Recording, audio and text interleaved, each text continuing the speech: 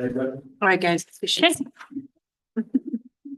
Good evening. I call this meeting to order at 6:15 p.m.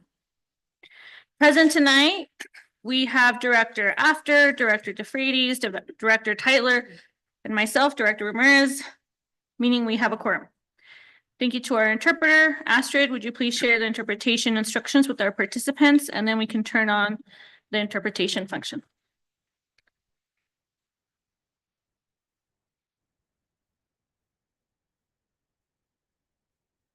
The first business in order is the approval of the agenda. Directors, are there any proposed changes to the agenda?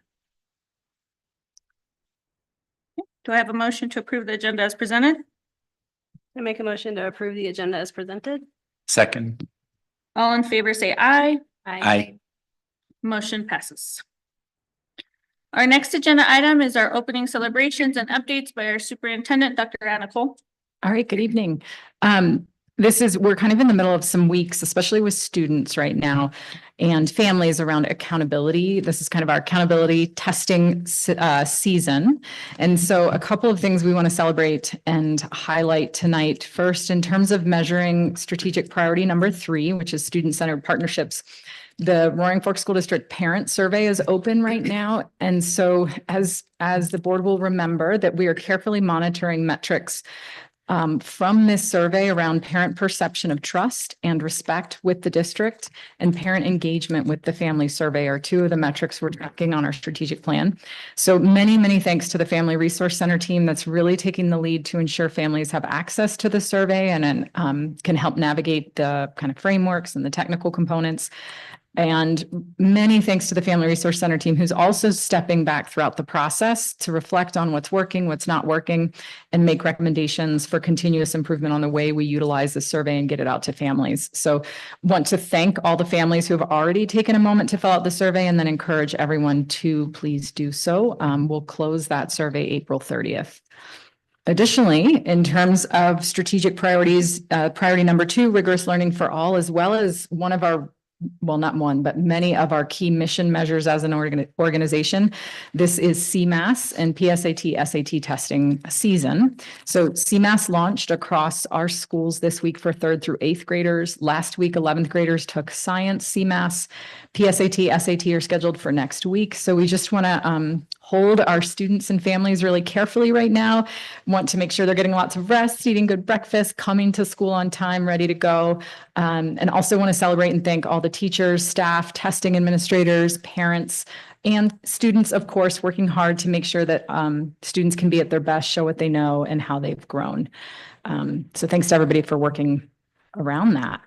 We are gearing up to celebrate the class of 2025. And so want to begin that work, just being recognized as a finalist for the competitive Daniels and Betcher scholarships is a celebration. So we want to celebrate Gael Mondragon, who's also a pre-collegiate student from Glenwood Springs High School, who was selected as a Daniels Scholar finalist, and Jane Taylor from Roaring Fork High School, who was also selected as a finalist for the Betcher scholarship. And of course, we're delighted to celebrate our students who were awarded these scholarships. So Hornelli Vargas Navarro, also a pre-collegiate student from Glenwood Springs High School, was recently awarded the Daniels Scholarship. Ty Hess and Amanda Madden from Glenwood Springs High School have been awarded the Betcher scholarships. So congratulations to these seniors, and we look forward to celebrating, and we'll bring the board more celebrations and accomplishments from the class of 2025 in the next few weeks. Thinking of that set of students also reminds us that summer is right around the corner. So want to remind parents of rising 1st through 5th graders that Summer Advantage enrollment is open now, and family liaisons are really the best point of contact for support to enroll kids in the Summer Advantage program. Many thanks to Christy Helms and the Family Resource Center teams for doing a great job getting the word out. I think we have higher enrollment right now than we've ever seen at this time in the school year. So many kudos to Christy and the team for their work there. Want to celebrate related to strategic priority number 3, operational excellence.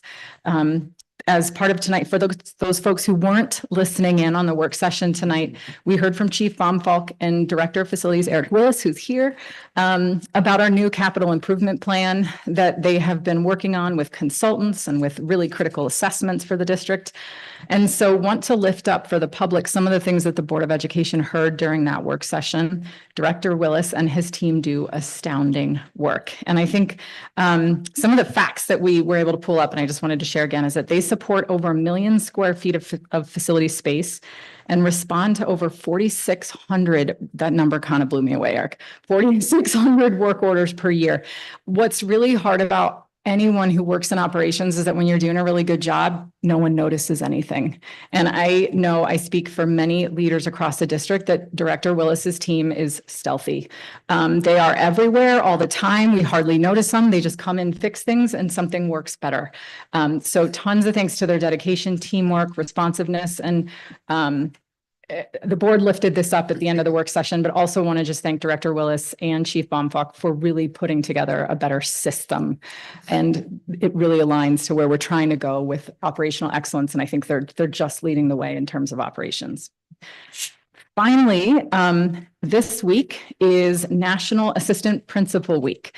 So want to celebrate our assistant principals. They are true superheroes in our schools. They are capable of just about anything within the scope of an hour or one day. They support students, they support teachers and families directly every single day. They're critical leaders in terms of instruction and quality and collaborators with principals, and they are critical contributors to district leadership teams. We have, there's a stock line on every job description in the district that reads other duties as assigned. And I don't think anyone else quite serves such a range of other duties than assistant principals. So this week we want to recognize and thank APs for their heart, their tenacity and their professionalism, making sure our schools are set up to support students' growth and achievement, well-being, and academic success every day. So many thanks to Scott Anderson, Courtney Rangel, Carrie Hassel, Amanda Ballantine, Gayla Rowe, Tom Penzel, Kendall Riley, Heather Fox, Mary Kate Adams, Marisol Enriquez, Jason Santo, and Jesus Rios Vera. We could not do this work without them. Okay, the next business in order is an IBB presentation from Anna Cole and an energy management update from Chief Baumfalk, Charlie Hopt from New Energy Technology, and Christina Matzi from Clear. Okay, so we kind of have two parts to superintendent report. First is a summary of the closure of administration IBB. And so we have Amy Brotman, who's principal at Crystal River Elementary School, Assistant Superintendent Dr. Park, as members of admin IBB. So as with all of our IBB teams, we have representatives from the employee group and then representatives from admin that work together. So just want to report back to the board and community on the work from admin IBB this year. You can see our team that is made up with representatives who volunteer to do this work.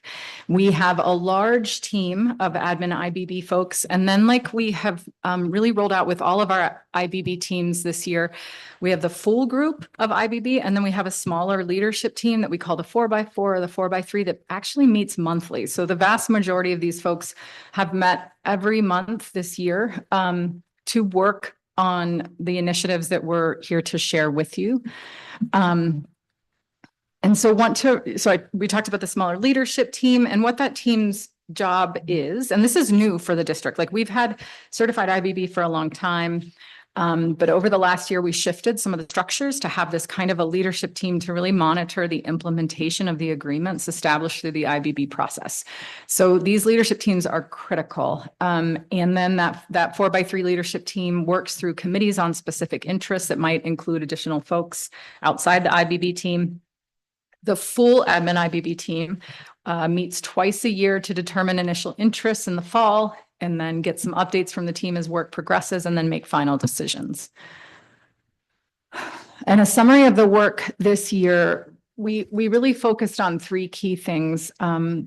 We sometimes call it the evergreen team for school principals. It's kind of related to what I just mentioned with assistant principals doing everything all the time and additional duties as assigned. But at some point, I think we recognize, especially for school leaders, that work boundaries really matter, that we cannot continue to just pile more duties on top of leaders.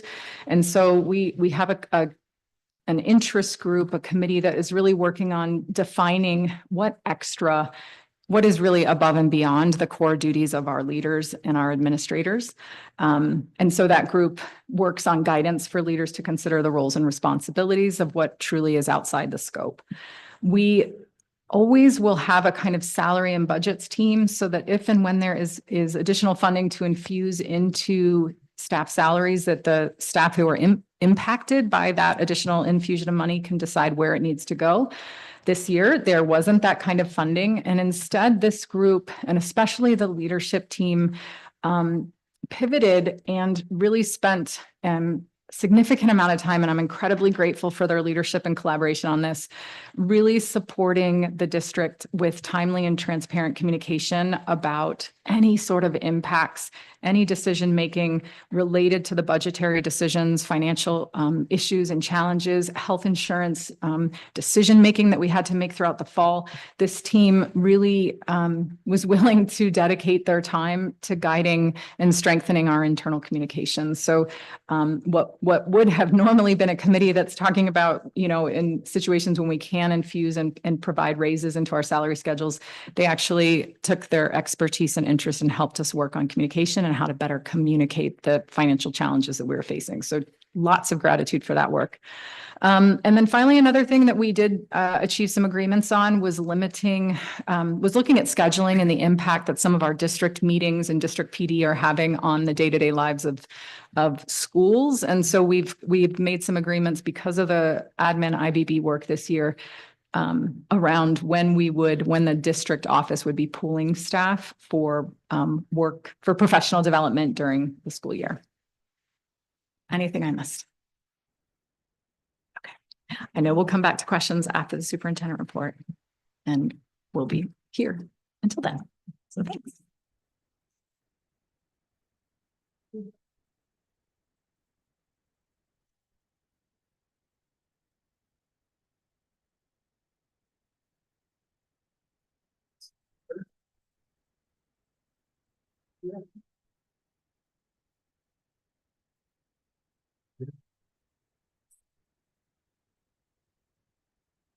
Right. So I'm, excuse me, really happy to have Charlie Haupt of New Energy Technology and Christina Metzel of Clear, as well as our facilities director, Eric Willis, with us here to give you an update on the incredible work that we've done as a team on energy saving this year. And you're going to see some of those savings in the budget coming up as we adjust accordingly. And with that, I just want to hand it over to Charlie and Christina for a quick overview and then entertain your questions.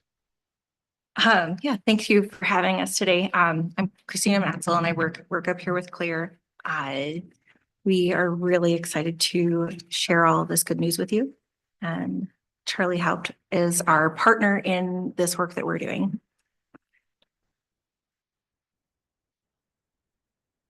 Howdy, I'm Charlie Haupt. This is a very exciting moment for me personally and for all of us, but for me personally, because it's a bit of a return home to some early days that we're going to share with you, and we'll just dive into it, tell our story, and then be ready to answer any questions. But I do want to echo something that the superintendent said. And I've had the privilege of being in this energy business for about 32 years, pioneering energy accounting. I've worked with hundreds of school districts. Hundreds across the country. And I'm here to say that what she said about Eric and Eric's team, she didn't quite really tell you how awesome they are. Because the results we're going to show up here are because Eric and his team took the lead, did the hard and heavy lifting, supported the schools, went the extra mile, and in essence, have restarted a high performance energy conservation culture that existed in this district prior to COVID. So Just preface the story. This is good. Let's see if I can. Oh, all right. Quickly. Energy management has 4 steps. Doesn't care who you are, Intel down to 7-Eleven. One is data. That's the cornerstone. From that, you make great decisions, data-driven decisions. The second is conservation. Hardest thing to do. Why? Because it involves people. And you got to get people to change behavior. Third is how you're purchasing energy. And are you getting the right rate? Are you getting the right deal from the utility company? And fourth is, are you spending your money wisely to improve your physical equipment? That's the capital that is needed to, whether it's controls, HVAC, lighting. The system that we have supports that with our data. Oh, there we go. This shows here Glenwood Springs Middle School. And I'm starting with this because this is our only school that had an increase in energy use from when we started in July.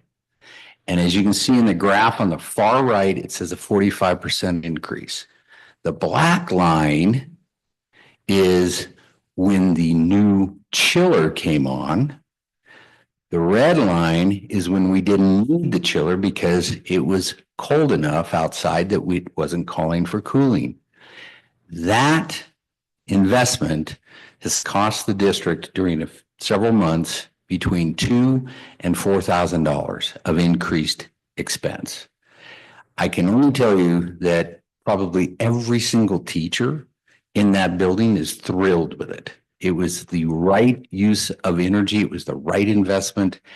I've been in the district for a long time, and that school needed some air conditioning. You made a lot of people happy, did the right thing. Justified energy use. Here is a very busy graph and slide that talks about Energy Star ratings, but the bottom line on Energy Star, low is not so good, high is very good, 50 is the medium, below 50, you're in the lower half, above 75, you can earn this wonderful thing called Energy Star. This graph just has a little history. 2010, some crazy middle school kids under Michael Logan decided to take on a challenge, national challenge, compete nationally, and they took over their feeder school, Crystal River Elementary School. They placed 7th out of the biggest loser as in most amount of energy that could be saved. Super exciting. So down on the left bottom, students were celebrating with J.C. Penney, who was heavily involved in supporting the students in getting the store while it was still open in Glenwood, their 100th Energy Star plaque. And then over to the right bottom, those students the next year celebrated in DC at the annual Energy Star Awards. And what did they do? They grew up into high schoolers. And what did they do? They drove getting that big, giant solar array out there. Amazing. So bottom line is scores going down aren't good. Scores going up are good. In October of this graph here showed the district's average at a 72. They moved it to a 78 at the end of 2016. Very impressive for the whole district. Then COVID hit across the country. I don't care if you public or private, every energy program went out the window. So we're looking at rebuilding. This graph hard to see from here, but the bottom line is a year ago in February, the average Energy Star score for the entire district was a 53. Now remember, it was a 78. That's a big drop. When we started the program in July, we brought that all the way up to a 61. We're heading in the right direction, but that's all the schools. We have some real winners. We have some that are taking a little bit longer, but I chose a winner here of Sopris to show you that a year ago, it was at a 30. Now it's at a 61. Within the next 3-4 months, this school is on track to be Energy Star certified, which requires 75 or above. So this table shows where they were a year ago in June and whether they could qualify. This is the second column from the far right. And you had 2 of the 9 schools that could qualify for Energy Star certification. Now, heading into this June, we're looking at boosting that from 2 to 6. Very impressive in a short period of time. Overall, first 8 months, this is what we've accomplished from a dollars and cents standpoint. We have the top 5 schools that we call active energy management. That means we're using sophisticated 15-minute interval profiles, and we can tell you how much energy is being used at 12:15 in the morning or 1:30 in the afternoon. And it pinpoints where energy waste is taking place, so Eric and his team know what to get after to fix it and correct it. The next 4 below are passive. We have been struggling to get this metering technology into the schools. It's in now. So in February, they're passive. March, they're active. We're going to see some more savings because the difference between the two comparing to the previous year is 22% for the active, total of 5% for the passive. Having the right data, in the right hands with right people, great things happen. We add the natural gas savings to that. And today we've been talking about $112,000 in a program that started in the middle of summer from dead stop. 8 months later, billing data verified in the checkbook, so to speak, $112,000. Where is it going? Well, this is a good indication of where it's going. This is the spring break performance. I won't get too deep into the details here, but there's a bottom line that runs there. That's the target that we want the building to go back to when it's at rest. We call that the base load. So when everything's off, that energy use should hit that base load. Look at how incredibly close, looks like you got a comment up there. Look at how incredibly close those 5 schools, all 5 schools hitting that base load for spring break. And look how little they were using during the day when they weren't in classroom. Very impressive. So we added these other 4 schools. On the left, the first 2 days, the 23rd and 24th, that's the total load of the other schools. Add the new ones in, and that's how much new electricity we're looking at to manage. We're projecting out the next 4 months, which is really 3 months, but 4 months because billing data is always 30 days behind to 45. So we've got March that just ended, April, May, and June. So you close out the end of the year. And what we're looking at here is basically generating an additional 38,000 plus in energy production, increasing that by 20%. We add the gas to that, and we're going to go from 110,000 to over 170,000 for this first year. I can't tell you how impressive that is. We're not talking about investing in new capital. We're not talking about investing in changing out any equipment. We're talking about how Eric and his team, supported by the principals, supported by the teachers, are all basically saying, hey, we don't need it. Why use it? So overall, going into this next year, we hope to add the remaining schools and this admin building so the administration can lead in this conservation program. Those numbers up there show potentially 103,000 next year. I think that's a low bar, and I hope a year from now we're in a position that we get to come back and say, yeah, it was a low bar. So can't tell you how great it is to be here again, and you have a great bunch of people, and this conservation initiative is really coming alive because there was an infrastructure here that was here before, and people are responding. So thank you.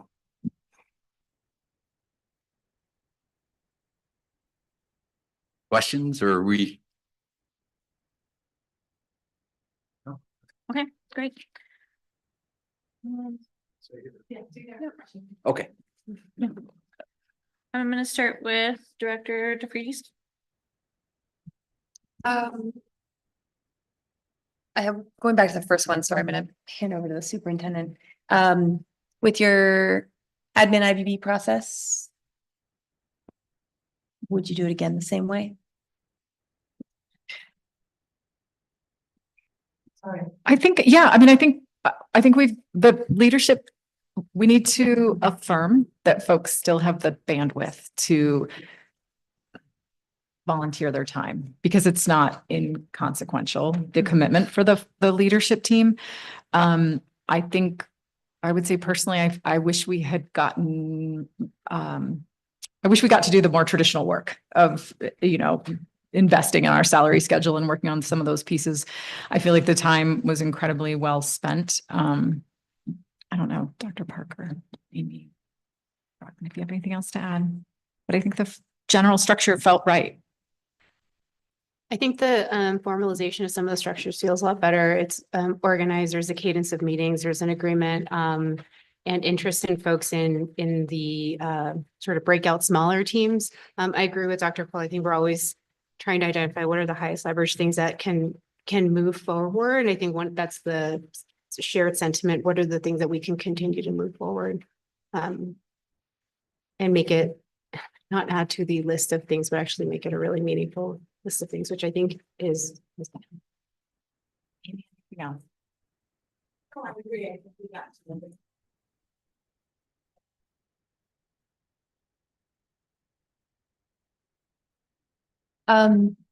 You don't have to necessarily answer this, but maybe later, maybe now.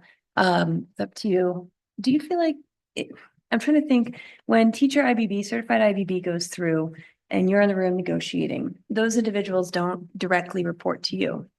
Do you feel as though the administration IBB process was colored by that difference of relationship where there's a more direct hierarchy? I think it's a really good question. I don't have a concrete answer other than that tension of having your supervisor in the room for labor relations is always there. It's there in certified IBB because we have admin on the team, school administrators that are on the team. It's present in classified IBB where we have Director Willis and some of his staff on the team.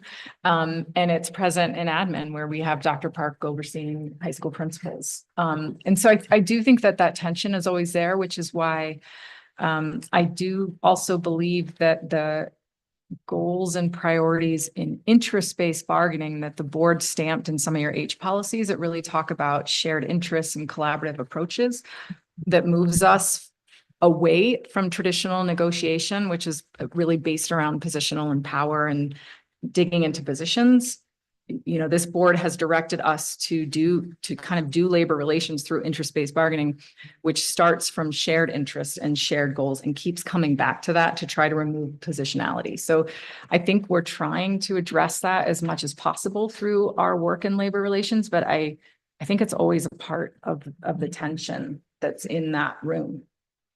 So anything else on that? Is that your question? Did that answer your question? Yeah, that's helpful. And then coming back over here, what are we doing to celebrate achievements like this in the district? Are we getting the word out? What are we doing? What can I help with? Great question. I don't have a great answer yet. I think we really wanted to wait and share this with the board first. And so that's a good nudge that we need to follow up with some other things. And I think in the schools as well. Got to win the win, people. Yeah. That's all. Director Tyler? Thank you. I'll start the same way. My first question about the IBB process is you were talking about like salaries and budgets and being transparent for potential staffing changes. And I'm curious about, from having heard from staff a little bit like, well, it's through attrition that we're replacing teachers. Where does the administrative executive end of it, like how does that go with, is it through attrition? But it's not necessarily through attrition. And I've just heard lots of people asking questions about like if the cuts are coming, not cuts, but like teachers not being filled, and it's like harder than to like take a principal and say, well, we're going to get away with the principal now because you need the principal. How is that balance working there between administration and teachers? And was that brought up in IBB? Yeah, I mean, I would say that in terms of current like staffing levels that are directly related to student enrollment, we have pretty set ratios in terms of teachers to students and different student groups that we take our enrollment projections and then staff schools with teacher FTE in those alignment, kind of in that, using those ratios. Right now, we have similar ratios per building for administrators. So for example, right, at most of our schools, we require there to be a principal and an AP. There is some point at which, think of a Bridges High School, where we say that's just one principal. And there's a point at which, and I think the numbers are somewhere around 600, where we say we're going to add a 0.5 assistant principal. So think of Glenwood Springs High School that has a principal and 2 APs. So we do have similar ratios for some of those school-based admin positions. They're not as tight. I think one of the questions that has come up certainly this year and is in the back of all of our heads as we project declining enrollment is how long will those ratios for school-based administrators hold? And at what point, when do you move from a principal AP staffing to not having an AP or just having one leader? Because we know, yeah, it makes sense at Bridges, but what happens when a school gets down to 200 or 250? What do we do then? So I would say we've used those similar staffing ratios for school leaders right now, but are we looking at them and questioning them and wondering, where are we now? Where do we go from here? Absolutely. And what about as far as like the district offices? There's any kind of talk about like how that staffing ratio goes too, or is there a staffing ratio at the DO? No, not to the same set clarity that we have for school-based staffing. And to be honest, admin IBB is really supports the administrators who are on the certified salary schedule. So it's limited to principals, APs, and instructional facilitators. So it's only that labor relations group really only represents 3 employee groups, 2 of whom aren't at the DO. I would like to say thank you to this group in front of us here, our facilities and operational thank you, and Clear and Net, thank you for coming in and doing what you're doing for us. It's an amazing thing of what you were able to achieve in this last year. My one question I have, just looking at the data that you presented, what's up with the energy score ranking at Crystal River Elementary, being that they're a newer school in the scope of things, and why they have such a poor rating?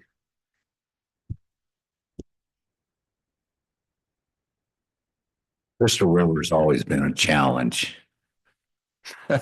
Oh, thank you. We're moving on. No. Yes, and it has been a challenge from an energy perspective. When we started working with the district back in 2009, it was one of the biggest problems. It was a real challenge. So it has to do with the original architecture. It has to do with the original setup of the equipment. And the big problem right now, which could dramatically improve that Energy Star score, is its control system. There is very limited control. It's really hard for Eric's team to go in and actually adjust and work that school. So in all fairness to the school, if it had better controls, we'd see that performance get back to where it should be. And as we were talking, Chief Baumfach, about controls, and you were telling us about that, and Chief Willis, is that something that's in that 5-year plan for controls at CRES? Yeah, that's actually our top priority for the 25-26 budget for controls. So we're hoping to be able to knock out Riverview with some savings that we had from this year from some other projects that didn't go forward. And get Crystal River and maybe Carbondale Middle done next year. And Charlie told us from the start, Charlie and Eric had a really interesting kind of discussion at the beginning where Charlie was saying, I think we should start with these schools. And Eric was saying, well, I can't control those schools. And so that's one of the only schools in the starting kind of cohort that we just have a lack of control. So we're going to get that under control in the next year. Great. Thank you for all your work, and agree that this should be shared publicly, the great work. So thank you. Director After. Great, thanks. I'll start with some questions and comments on the energy side. I've been at Rocky Mountain Institute for 17 years, so I really understand and appreciate the value of this work and also just how challenging it is. And when it's done right, what it looks like dollars and cents savings for taxpayers. And it looks like occupant benefits, comfort, increased comfort in our facilities for our staff and our students. So really grateful for that. And also just wanted to say out loud that this doesn't happen without vision and leadership, right? To take the first step. So thank you for that. Really appreciate it. That guy right there. Ben. Ben is definitely, he's the quiet leader of the parade, but he's the leader. Great. My kids are students at Crystal River, so it'd be great to see that become more comfortable for everybody. It looks like about $278,000 in savings that you all identified this year. Is that right? Well, we're on track. On track. As far, and when I look at utility bills, it's utility bills consumption per square foot adjusted for weather. Okay, so we can't take advantage Okay. of the weather. And then we apply the current rate to that energy reduction. So we are on track right now to hit north of 170,000 for this year. Now, that says a lot when it comes to the first year, because you're changing this behavior. And as we all know, when you create a new behavior, it takes months before it becomes a habit. Next year, it's going to hit a whole nother level. And I think 300,000 next year is the absolute floor. Great. So, and then you clarified earlier in your presentation, Charlie, that we're not talking about capital investments that are creating these efficiency gains. So maybe Eric, could you talk a little bit about the behavior changes, the specific behavior changes that you were helping lead? Yeah, excuse me. First, it was the scheduling. During COVID, we were flooding the schools with fresh air. Oh, And that was just completely out of control. There was no, I mean, the mission was to give the spaces as much fresh air as possible. Now we've dialed it back. COVID supposedly is over. And we have what we can control on a schedule. And that's holidays, that's weekends. We do struggle a little bit with athletic events in gyms. And athletic events we don't really know about. We're really working diligently on that. To just everybody coordinate and use what they call the R School calendar, which is the CHASA calendar, and dialing it in even a little more. So it's a group effort. The principals have been absolutely fantastic about it, and the vice principals. It's a behavior change, like Charlie said. Another thing we noticed during COVID, everybody siloed themselves in classrooms. They didn't go to the faculty lounge, and everybody brought in all these appliances. So that's kind of our next mission, is try to, as best we can, you know, not everybody's going to have their own private refrigerator, their own steam pot, you know, all those kind of appliances, George Foreman grills, all that kind of stuff. And get back into the faculty lounge and communicate with each other and engage. So that's kind of our next mission.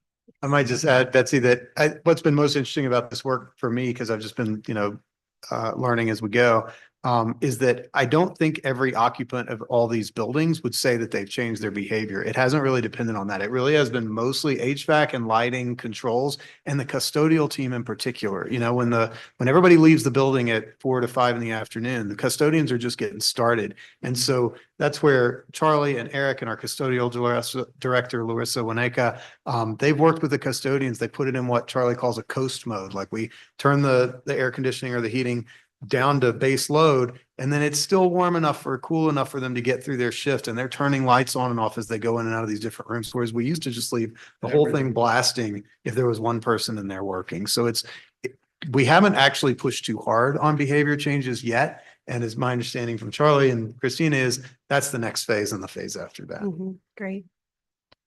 I'd like to add one piece here. This is really important.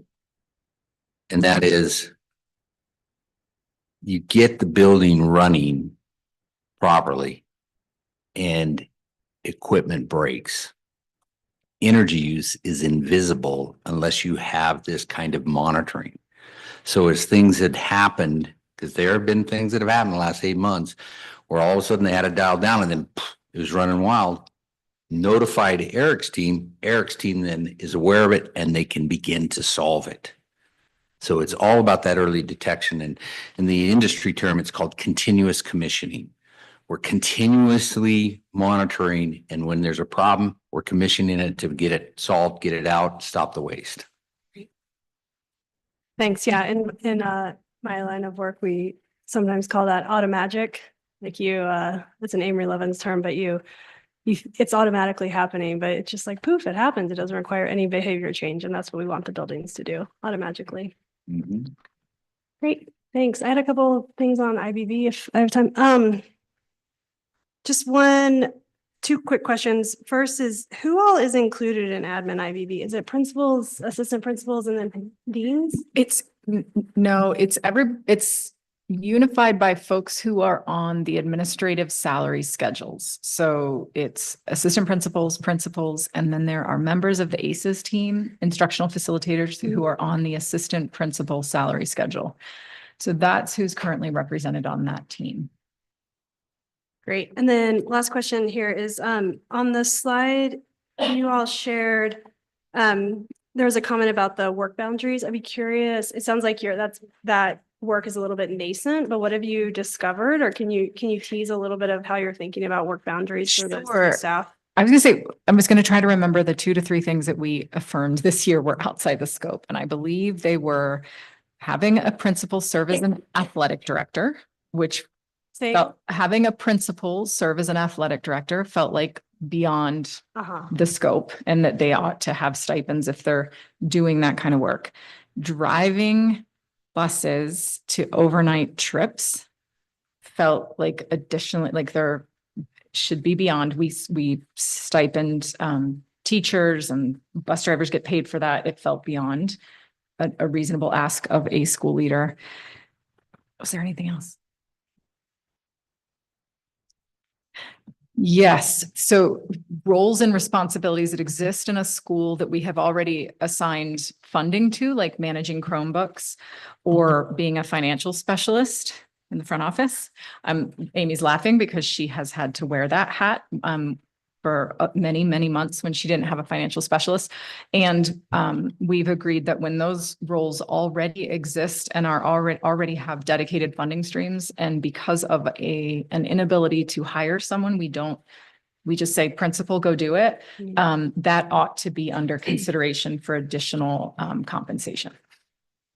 Does that make sense? Totally. So those are the kinds of, and what we were looking for, there's all kinds of things that school leaders do. We were looking for, frankly, like low-hanging fruit that we would say, yeah, that's outside the scope. And so we continue to work on that. And frankly, some of the work is also about just facilitating conversations across building leaders to say, who's doing this in your building, and is that appropriate, and can we do that here? And so a lot of the conversations are just around delegating all the things that need to happen. But we have reached some agreements of certain roles and responsibilities that feel far outside what we expect. And again, the commitment here is that we know if we're going to move student achievement, I want to bring it back to kids, because if we want to move student achievement, we know the number one driver of that is our kids' families. The next most important lever that we can pull in a school district are the humans that are in front of students, their teachers. The next most important lever is the school leader. And so that school leader in terms of school quality, school student outcomes, who's going to support and make sure we're doing teacher quality right? It's the school leader. And so in terms of really recruiting and retaining excellent school leaders is really at the heart, in order to make sure our kids achieve, is really at the heart of these conversations. Thanks. Yeah. Thank you. So, first of all, thank you guys. Thank you for your work. Thank you for your dedication. Thank you for saving us money.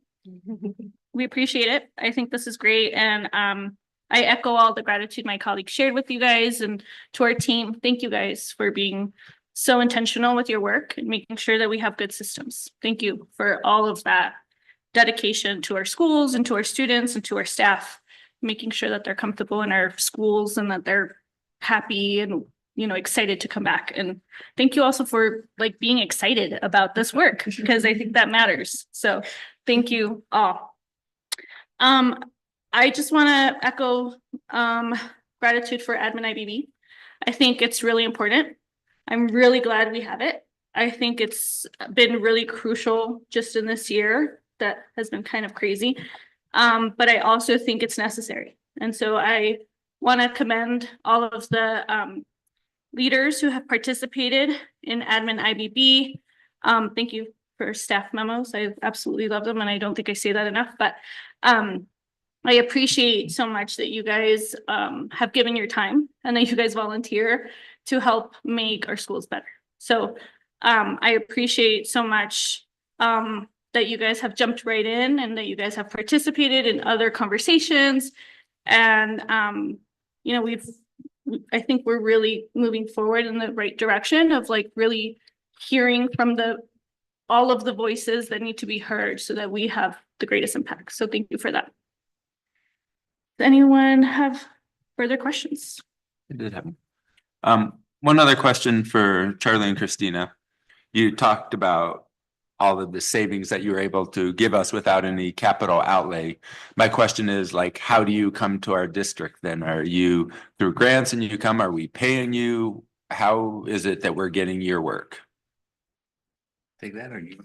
I mean, so when Charlie said no capital outlay, he's talking about we didn't install any new equipment. We did enter into a contract with Clear.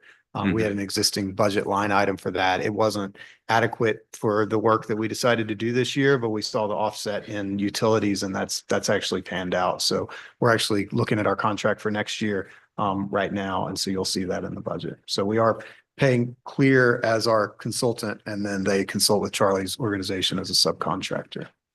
Great, thank you. Can I add to that? Sure. Generally, the way it works is it's a diversion of utility funds. You're going to pay the utilities. This program to build the infrastructure takes a lot of effort, no different than building a building, and then the cost of maintaining it. So first year out of the gate, savings generally cover 50 to 60% of the cost it took. Excuse me. Savings cover if you get 100. Let me step back. If you're saving 100 grand, the program costs you 50 to 60 to start. So the district or the company keeps 40 to 50 cents of the dollar. We hit our 170,000. That's pretty much how this relationship worked, about 50. Second year, because you have an infrastructure, the cost goes down, but you have to exercise the infrastructure. Generally, you're looking at about a 30% where it costs 30% for the program and the district keeps 70 cents on the dollar. By the time you get into the third and fourth year, it ends up that the whole dollar that the district gets, it's costing somewhere between 15 and 20 cents to maintain it. And it has the potential, as it does in many of our clients, just to be perpetual. It makes it through every budget cut, but you'd rather spend 20 cents than a dollar so the program is that type of self-sustaining. Great, thank you for that explanation. Thank you. Thank you all. Thanks. Appreciate it. The next business in order is the CFO update.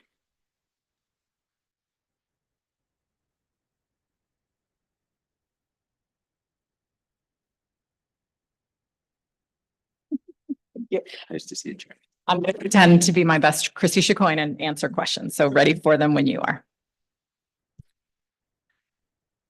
Oh, that's right. We have another staff memo. Each board member will have 2 minutes to share comments or questions. We will begin with Director Tyler. So Christy, I guess my question is not, I was just going to ask what she needed. Like, if you can pass that along, like, how can we support her? Oh, I can answer that. She needs time. She needs time and she needs all of us to get our budgets done. Okay. Yeah. Yeah. Get your budgets done. That's it. Thank you. Director After. Yeah, thank you. The memo was thorough, so I don't have a lot to ask. I am curious about the legislative discussion on the per pupil revenue. Because she noted, I read this over the weekend, and she noted that there was a committee meeting this past Monday. I was curious if you have an update beyond that. I hadn't been tracking. Yes. The school finance proposal that came before the committee on Monday, the 7th, passed unanimously and moved through committee. And so it's tracking and kind of holding its course right now. I think there's still some details to be worked out.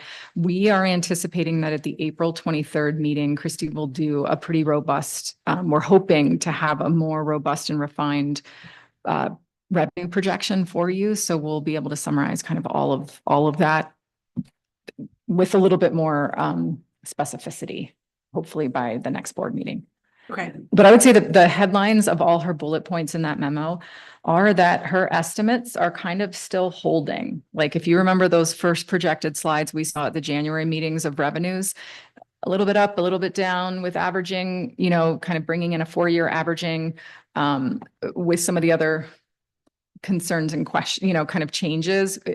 We're kind of holding it where Chief Chicoine projected we would be. So when she says, and then bottom of page 2, utilize for student counts, utilize 4-year averaging, and then in parentheses and italics, it says RFSD no averaging currently estimated. That means that for 25-26, she's taking a super conservative approach to assume that no averaging will be included. Right. Basically, yes, those italics are basically comparing the last revenue projection are comparing what is currently drafted in the school finance formula against the projections that she brought us in January. Does that make, and just kind of naming the difference. Okay. I would love to continue to have updates without, I don't want to add additional work for her at all, but I think if there's newsworthy updates, if you could throw them in the weekly update for us so that we can keep staying on top of this in between board meetings, that'd be great. Absolutely. Thanks. Director DeFreitas. Yeah, great memo once again. Always appreciate the time that goes into that. Saves us a lot of discussion time here for sure. And the participation in the finance committee for other board members. I appreciate that as well. I also I don't have a lot of questions, but I just wanted to say out loud, the district support for sending teachers to go rally in the Capitol. I know that was a tremendous lift logistically, both at the building administration level and then also at the superintendent administration level, pushed to that by RFCEA. It made a difference. The chatter in the halls was like, the teachers are here, especially rural communities, for House Speaker Dylan Roberts, they noticed. And so it did. I don't know how much it moved the needle. I don't know how you ever measure that, but I do think it was worth it. I think it will not be the last time that we have an opportunity to find those small levers to pull. So I really appreciate the flexibility and the energy that went into doing that. Thank you. I know we didn't have finance committee this Monday, but we will be having it next Monday. So that is helpful. I guess I just really want to ask, are we still on schedule with the timeline that was presented to us? We are. And, remember, it's an extended deadline than what we had hoped for, and still looking for that 2nd June special meeting just to approve the budget, a virtual meeting. And, but we're still on track. Yeah, we're still on track with that calendar. Okay. And then I did just want to know, obviously you guys put that all budget spreadsheets must be finalized and returned no later than April 15th. Is that end of work day? Is that I think it's 3 p.m. They're getting, they are getting locked. Yep. The operational budgets have a different deadline, but for school leaders, it's 3 p.m. on the 15th. Okay. Well, thank you. I echo the sentiment on a good memo. I appreciate so much. Christy's really good at sharing information. I think we really appreciate that as a board. So thank you. Are there any further questions?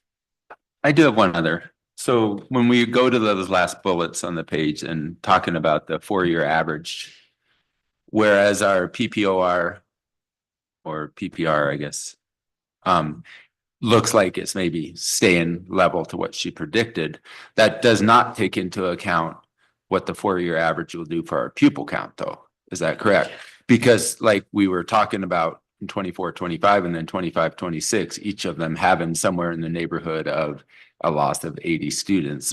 I don't remember the exact number, but if we're talking a difference in 80 students for 25-26 and understanding the 4-year average might not cover all 80 of those, but it might cover 60 of those maybe or something. Like that could be an extra $750,000 maybe, correct? Absolutely. And it will, so that 4-year averaging does help us. So it works, you know, when we first saw those projections from Christy in January, she had completely eliminated averaging. And as you remember, we're working, you know, we're taking kind of 2-year hit of right sizing our projections. Because we overestimated this year and dropped, and we're anticipating a drop next year. So when Christy's kind of recalculating for projections, that definitely helps to take in a 4-year averaging than a current year. It helps, but it doesn't totally transform what we're seeing as an overall increase. So unfortunately, like yes, we have some gains there, but we have some losses elsewhere. And so we're still actually tracking pretty close to what her projections were in January. Even counting that in. Even counting that in. I actually did have one more thing I wanted to know, and I forgot for a second, but I just wanted to thank Christy for the goals for improvement section. I really appreciate it. I mean, it's one thing to say, like, I found some things that weren't working well for the school district or for the budget or for how we do things or our practices, and to be able to list those out for us, I think is important for us as a board to be able to see that. But then to be able to see the goals for improvement and what she's going to be working on in the next budget cycle, I think was really important. So I really appreciated her commitment and how she's so thorough and making sure that she's like detailed to a T. So thank you. Thank you. Just one final thought. I think we still have work to do to continue to grow teacher and community understanding around the implications of declining enrollment and what that actually means. I mean, that's a long process, and, you know, we don't have the exact numbers yet, but I think just keeping it, I think working with RFCEA and working with building leadership, and I don't know, I don't quite know how to solve that problem, but I just what I see is a community that is tentatively interested in rebuilding trust with us. And that means no more surprises around finances. And so over explaining, I mean, how many times were the teachers in the room? How many times do you have to say something for people to retain it? It's the same if you're trying to get a community to understand what we're facing. So I don't know how we can help. Please shuffle that off as boards and advocates for the school. So I think a town hall might be a good investment of time this summer on declining enrollment, because they definitely echo that of like, I think there's confusion of what that means for us, especially with the healthcare issue we just had. I don't think there's quite the understanding of how we transitioned from one thing into the next. And so I do think an investment of staff time to make sure that we're providing some space for staff and community to hear what this means for the Roaring Fork School District and our schools will be really important, just as we start really digging into that conversation of what that means for us in the future. And just piggybacking on that, I think it's easy from probably your position and probably your staff's position too, to think like you beat that to death, like you explained it and explained it and explained it in a way that like it's so ingrained in your understanding, and like you've explained it once or twice. And so you think you've put that out there, but it seems like the need to continue to do that was evident, at least from the IBB sessions that we have, where it seems like it needed to come up again and again in that sense. And so I think that's an important reminder, just to continue to do that more than you might think is necessary. the most fun town hall ever. I think it'll be really interesting. You know, I think I would say generally as educators, we are hopeful people, and we always hope it's going to get better. And I think there's a piece certainly of me, and I know most of our team, thinking like, really, are those projections right? Really? Let's wait till October, you know? And so I do think there's going to be some important timing next October when those counts come in, to stack them up against the projections, to be able to either complicate the story or to really affirm the story. And I think to all of the points you're making, which I'm really grateful for, those pushes, yes, this is our reality. We are going to have a lot of hard decisions in the next couple of years. Yeah, you're right. It's going to be an ongoing conversation. Okay, thank you. Thanks. At this time, we welcome members of the public who have signed up to address the board. There are 0 speakers signed up tonight. The board allots 45 minutes for public comment.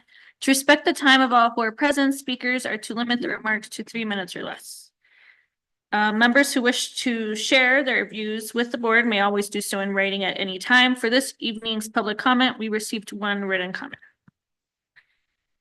Okay, the next business in order is the approval of the consent agenda, which includes routine personnel, minutes from our previous board meeting, approval of policy GCBA, and repeal of policy GCOB.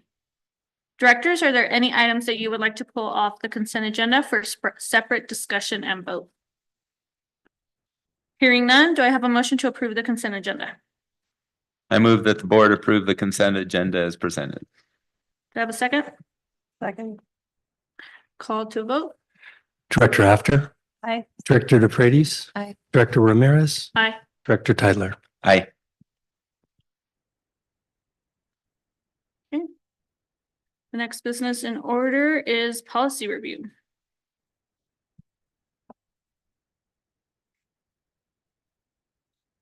Oh, the next business in order is discussion on policies AC, GBA, GBAA, GCE, GCF, GDE, GDF, regulations ILBC-R, AC-R1, and AC-R-3, and exhibits AC-E-1 and AC-E-2. Each board member will have 2 minutes to share comments or ask questions.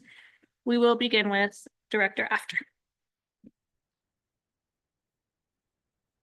Okay, this was a lot when I opened my computer on a Sunday.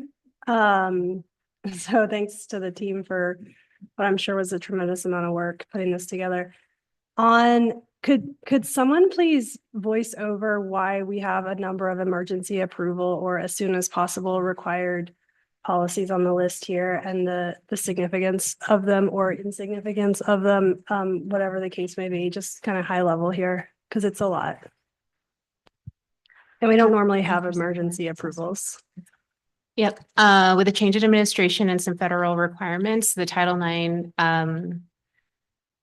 processes have reverted back to 2020, and the main change was from sex-based harassment to sexual harassment. And so that term is one of the most common updates. And so CASB was Or as not soon as requiring, possible update. recommending that we make these updates. Yes. And that's the language change is as simple as that.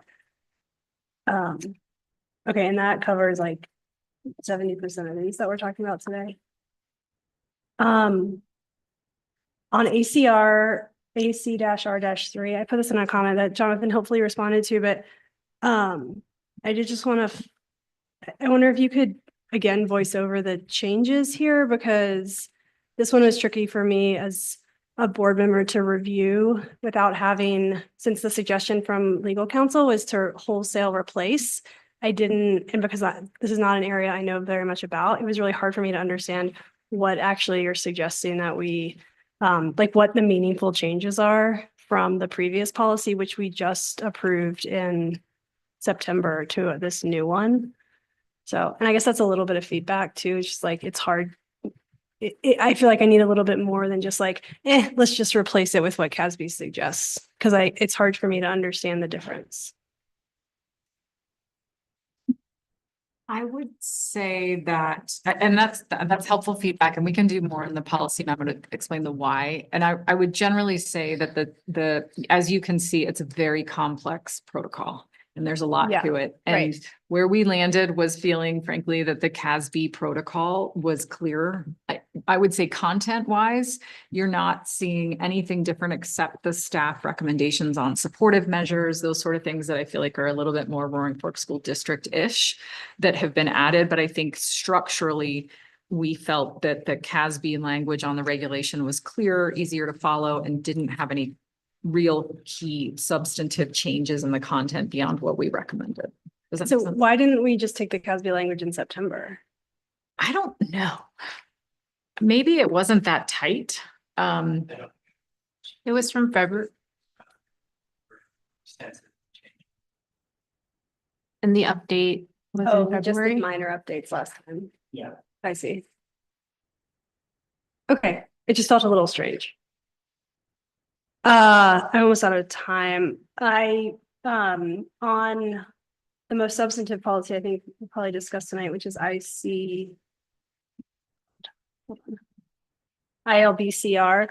So this is our second read of this. So we've already discussed it once, and I don't have questions substantively about the language. I think the question for me was just, I had a hard time understanding the commentary surrounding it between Director Tyler and staff. So I'll just say, I think I'm okay with the language as is, but I felt like I was missing some of the context. So you don't have to respond to that. Again, kind of feedback on like this many policies. And it might be how we try to combine the core questions in the director tracker request and then make it into more of a narrative in case that's easier, Okay. which is in the tracker. Yeah, I took a look at it. It wasn't Okay. totally clicking for me, but since this is the second read and we've already talked about it and I was okay with it, then you're good. And we do have a third read on it because it's. Yeah, thanks. Director DeFreitas.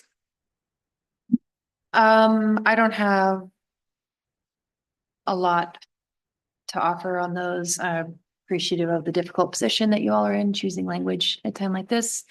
And just want to echo my support for creating a safe environment for students, first and foremost, and I can understand how these changes reflect that priority. So I appreciate that. Director Taylor. I would echo that I think that language is difficult. I understand through, I forget which one that they said it's still covered within the rights are still covered through one of those. I think it's just, we need to be careful how slippery that slope is. So on ILBCR, I want to say thank you for some of the different changes that went into that policy resolution. I still, though, did have a few questions from the feedback from the tracker information. Specifically, I had a question about the question when it was asked, the response was the reason that the regulation does not go into as much detail is because on occasion we have students whose primary language is not Spanish and not English. The fact that over 99% of the cases are Spanish or English in our district, I feel like we could change the language there to still show what that is and to be able to go into detail with it, with being able to still have some kind of language that says for students whose primary language is not Spanish and not English, we need to provide reading it. What the wording that you used, Dr. Park, in your response to that, I think that's great wording, but it seems like I would like to see if we can still go into detail about what those regulations would be and what the detail would be on how that instruction would look for people whose language is Spanish. And I was wondering if it would be possible for us to bring that back to policy committee to talk about what those details could be. To be clear, are you talking about the bottom of page 1 and the top of page 2 of the regulation? I'm talking about in too many tabs open, sorry. That in the response to the director tracker request that you said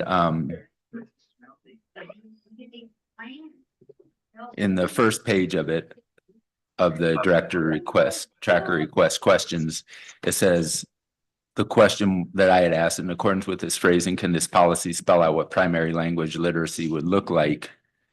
And I think that was what the struck paragraph was trying to get at. And then the response where your cursor is now. Got it. Thank you. Dr. Park is saying that did not go into detail because we have students whose primary language isn't, but the fact that we are over 99% either Spanish or English, would it not be possible to have that same language still and still be able to go into detail for students who are working in Spanish? Yep, I appreciate the feedback. I think we can see where in the regulation and try to find a balance of level of detail to go in there. That would still allow flexibility for different student populations that come in that wouldn't require a revision to the regulation. Mhm. And is that something that can then be brought back to policy committee to discuss? I don't know, thinking of policy committee for the next. For the 23rd. I,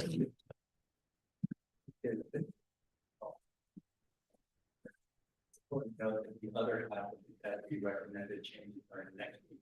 There were about 22 policies. Mhm.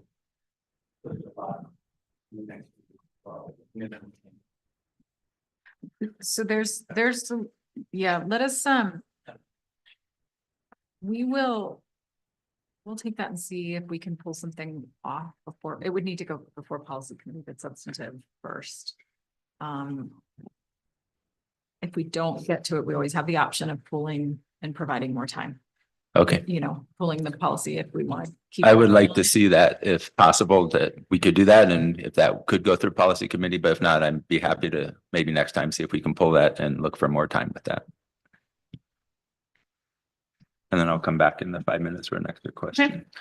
I guess I would just, I think my preference would be that it go to policy committee and we put it there. If we're able to get to it, great. If not, let's just notify the board on the weekly update that we got to it or didn't get to it. And then that way everyone's aware of if there were any changes.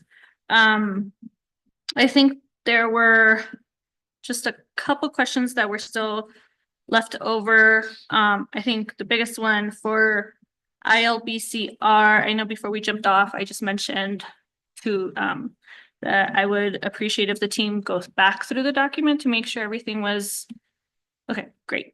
And then thank you, Chief Park, for your update on changing or updating that sentence that we discussed. Mhm. I appreciate just the clarity that that provides.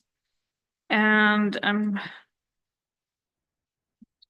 feel like there was one more policy that maybe we discussed, but I'm not seeing it now, so.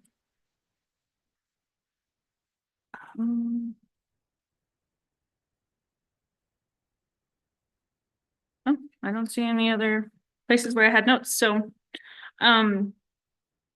let's see.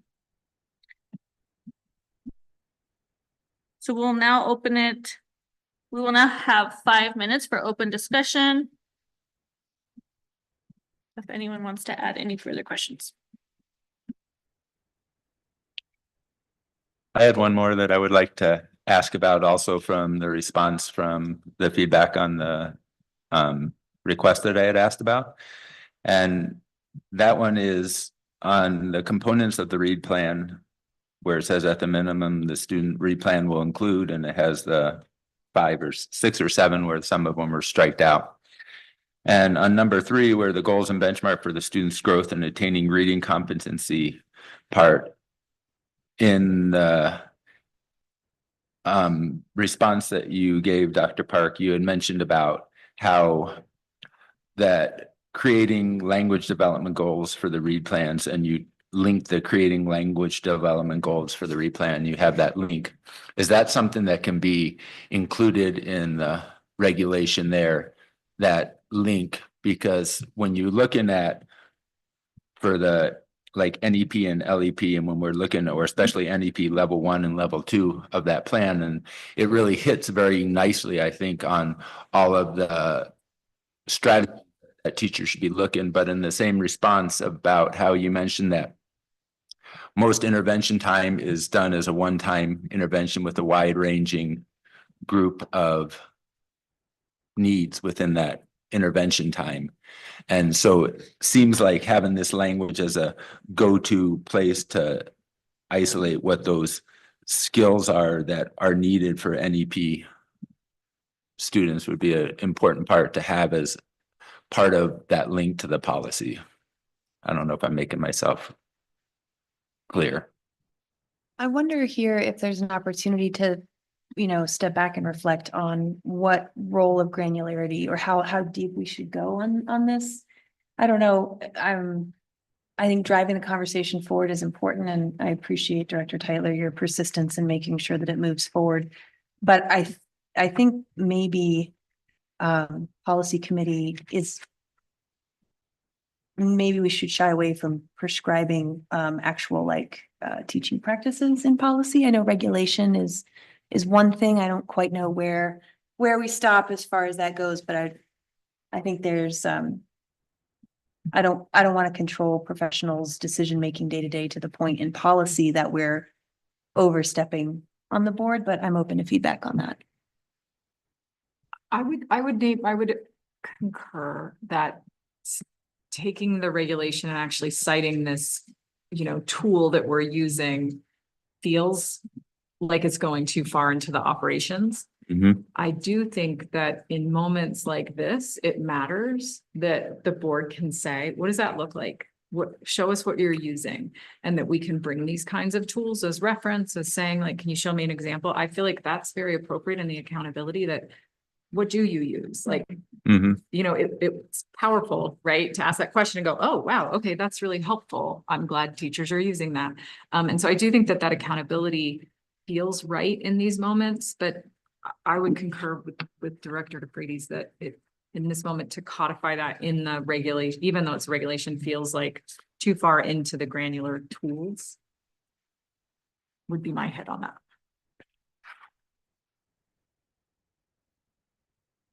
I hear that. I guess the question I would ask in addition then is, have we as a district been able to define these are best practices? Like where's our definition of these are best practice for our second language learners as a district, like programming, or because I know at least in the past when I've seen it, it's been more at some schools we do this, at some schools we do this, and that's understandable depending on programming, but are we not having a decision we find that this is the most effective research-based method for teaching NEP students? And have we defined that as a district? I don't know that we've defined that as a discipline more than a district. And that I think that in the same way that we look at every kid and try to figure out, a read plan is all about meeting a child where they are and looking at their particular strengths and skills and family histories and needs, and then developing a plan targeted to that child. I think we similarly look at programs. We do have a common components of high quality CLDE programming that is our kind of cornerstone of how we evaluate those programs. And a lot more as when we get back to policy IHBEA, which is coming up in May, there's a lot more of resources and tools that we'll have for the board in terms of showing you how we use that to evaluate our programs against a set of best practices. But I would say that there's not, and this has also been part of my own learning, there is not a silver bullet. Or one program that is also, right? So when we think about the components of an effective program, I think similarly with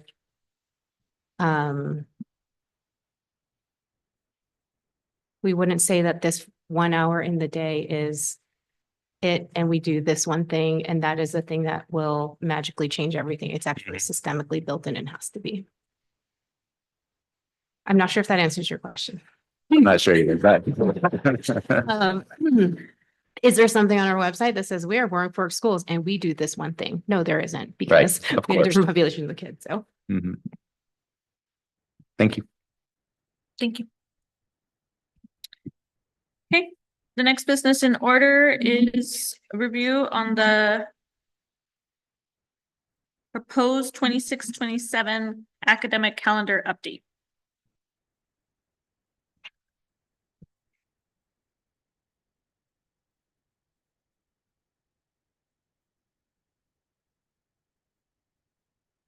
So I guess we're doing 2 minutes, right?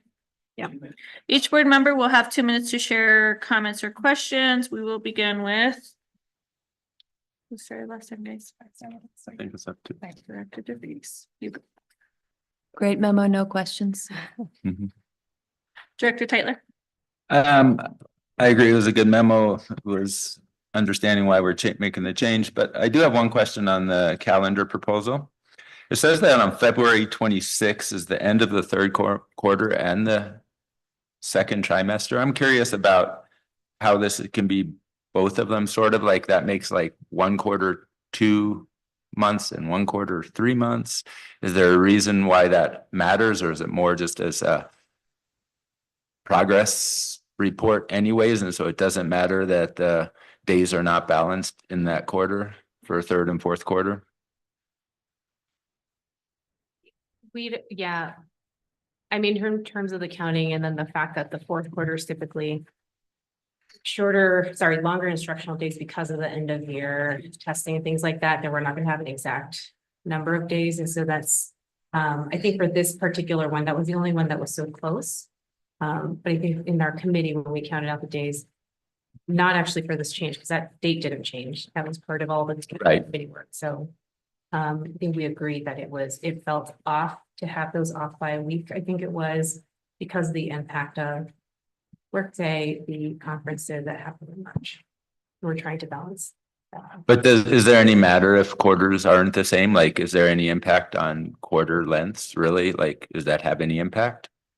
I mean, I think in terms of, there's some adjustment the teachers would do there if they're, think about their assessments, but typically the minimum length of time, especially for high school, because it is just high schools that are on quarter semesters. The shortest length of a class is a semester. Most of them are year long. So really the quarters, not really a thing. I mean, a thing, but it doesn't have like impact versus like trying to get curriculum done or in that quarter or anything like that. No, I think it's really more the semester length and the overall length in here and the timing of, AP assessments or things like that have a bigger.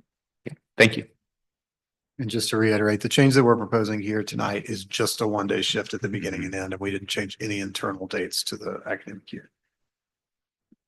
We're not opening up for additional changes. Yeah. Just to be pretty simple. Good. Director after. Thanks for whoever realized that this would be a problem for us if we didn't make this change. Really appreciate the foresight on that. Just one process or protocol question.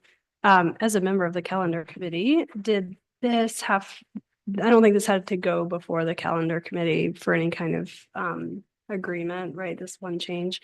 No, but we did bring it to labor management relations and then certified maybe classified all of our leaders. Great. Yep. Okay. And then I will just say, because I have a microphone, I think students should be in school more days every year. So, and I'll say that every time we talk about calendars. Thank you.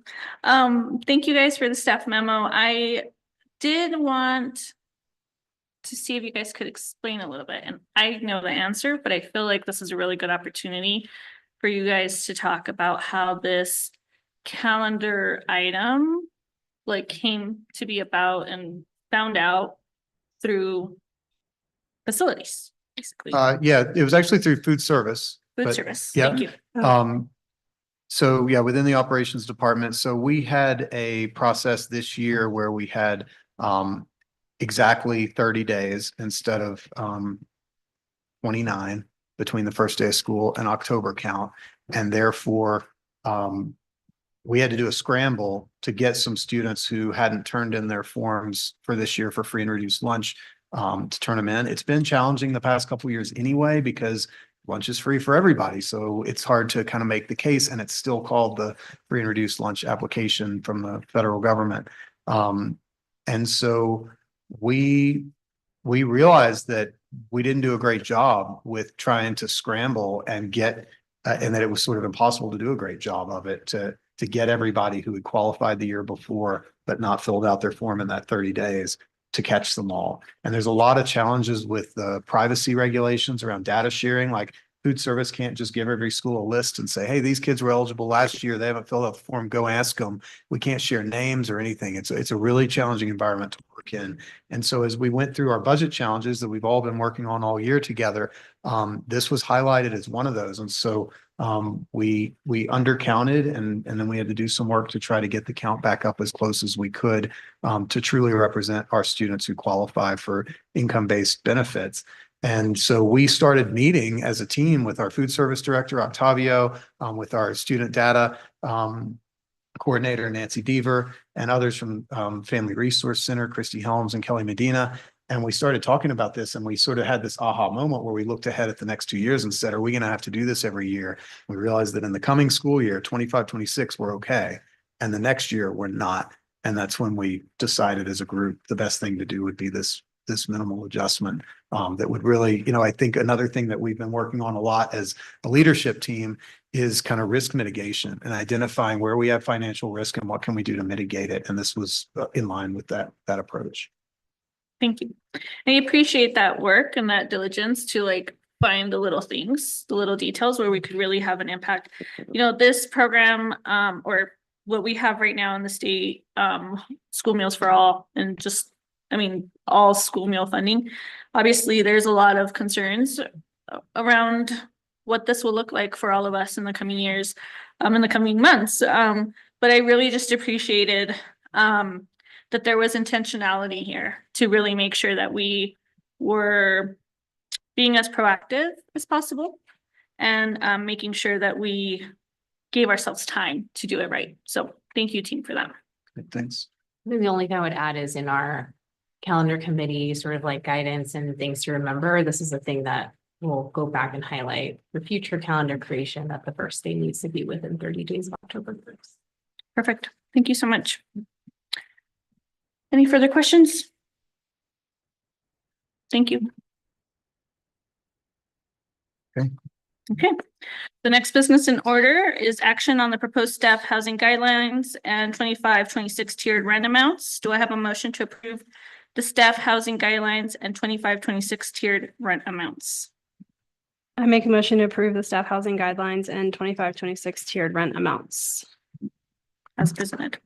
as presented. Do I have a second? I second. Each board member will now have 2 minutes to share comments or ask questions. We will begin with Director Tytler.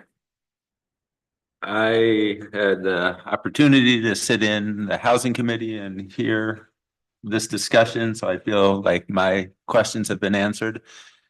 I would just like to add that I appreciate a couple different things of how this has come about. Number one, I like the fact that we are looking at evening out what different how rent is being paid on an equitable way, in such that people who might live next to each other who have the same apartment under the previous way we were doing it, we're paying different rent amounts. And I think that this is important that we get it so it's on par, so that people are comparing in a way that is the same. And so I like the fact that we are looking at income on an every 2-year basis. And I think that is important for us to continue to do that. And so, and I also like the way that we have come up with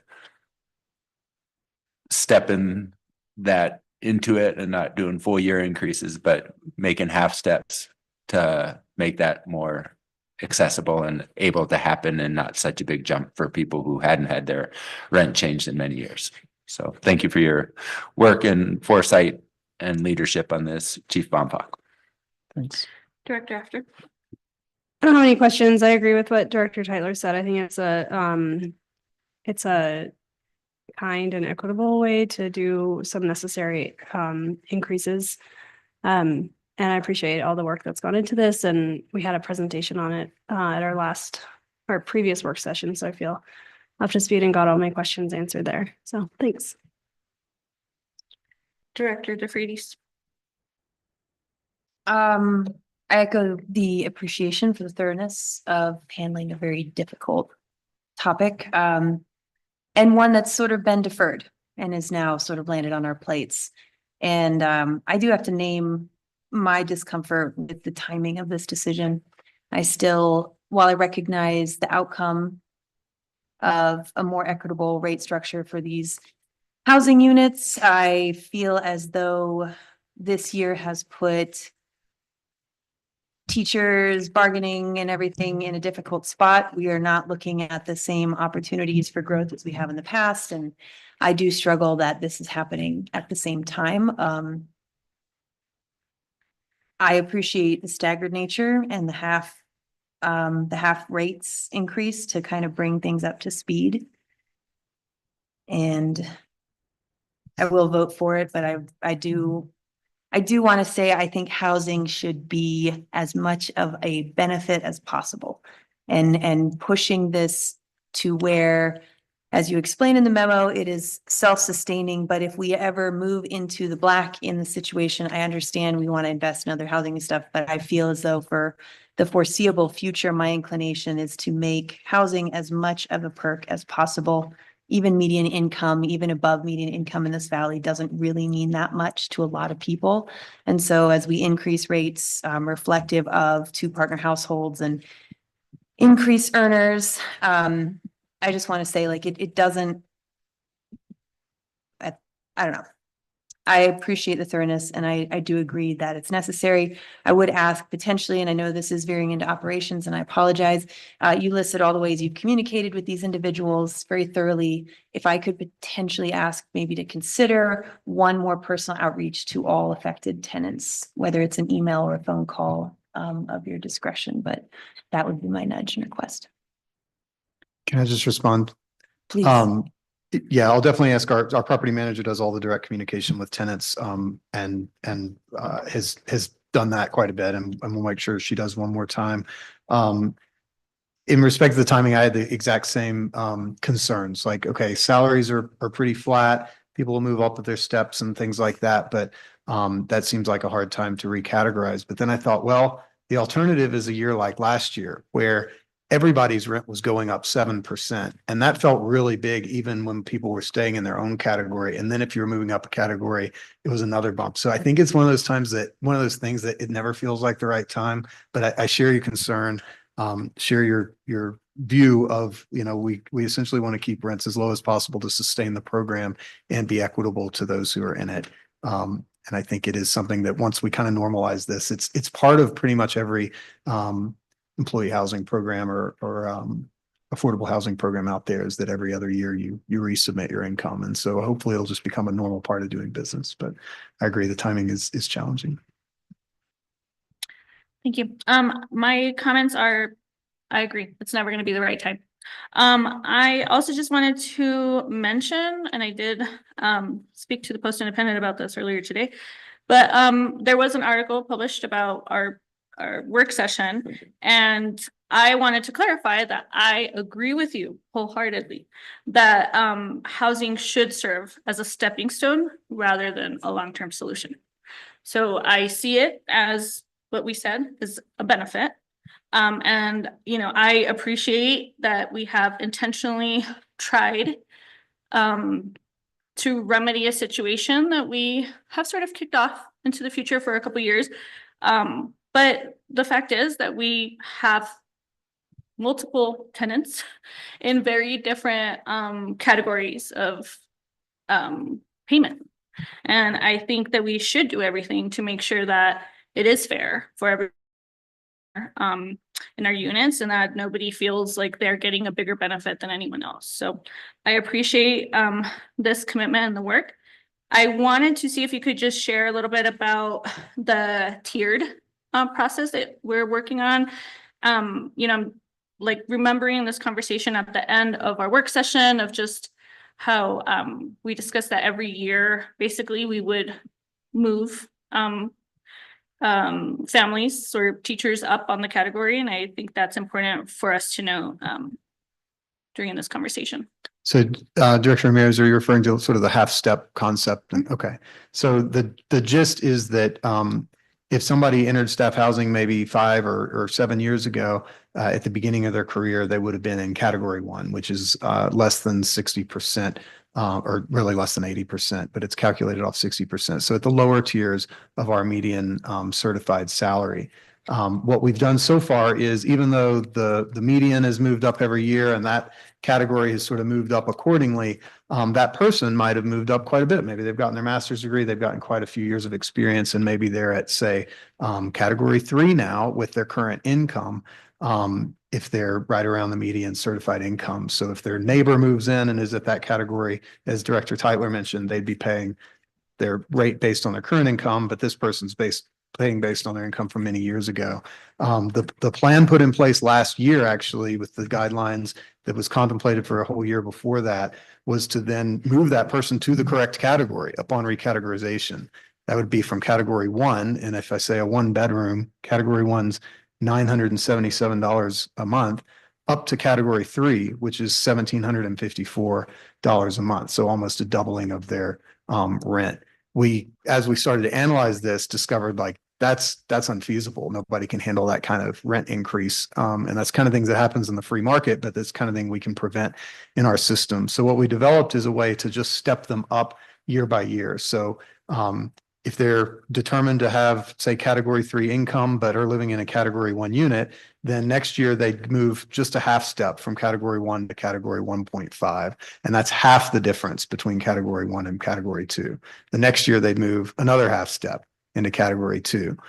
Then they'd have their income looked at again. If they're still in category 3, then they'd move to category 2.5. And then the following year they'd move to category 3. So it'd actually take them 4 years to get into sort of the right category based on their current income. But we wanted to do that to smooth the jump. And that leads to about a $200 a month increase instead of an $800 a month increase, going from where their income used to be to where their income is now. And the prediction for everyone being in the right category is? I mean, I would say about that. I think in 2 years, you'll have more people in the right category than we have now, as far as they're based on their current income, when I say the right category. But probably more like 4 years, because it'll be next year, we'll review the current income for tenants who moved in an even year. This year, it'll just be people who moved in an odd year, and then we'll be on that cadence. Okay. Thank you again for this work. Okay, thank you. We will now have 5 minutes for open discussion. Anybody have further questions? Okay, call for a vote. Director After. Aye. Director DeFreitas. Aye. Director Ramirez. Aye. Director Tytler. Aye. Thank you so much. Okay, I think I'm up next also, so Oh, I might just keep saying. Ben, just stay there. Principal Olson. All right, the next business in order is action on a Glenwood Springs Middle School Gymnasium renaming recommendation. Do I have a motion to approve the Glenwood Springs Middle School Gymnasium renaming recommendation? I make a motion I move that the board approve the GSMS gymnasium renaming recommended as presented. Do I have a second? A second. Each board member will have 2 minutes to share comments or ask questions. We will begin with me, because it's one of my schools. So, thank you for taking the time to do this. This is a first for me in 5 years I've been a board member, and I really appreciate your staff memo and just the diligence of the team at getting your leadership together to really have this conversation and to consider Mr. Reisner's history in the district and with the Glenwood community. So thank you for your letter and for just the commitment to honor staff and their work and their commitment to our students and community. So thank you for that. Director After? Yeah, this was fun to see on the agenda. And thanks for proposing it. Someone whose family is part of the Valley running community, I'm delighted to see this proposal and wholeheartedly agree with it. And thanks to Coach Reisner for all he's done for students, athletes, and runners in the Roaring Fork Valley, and GSMS in particular. And congratulations to him. Director DeFreitas?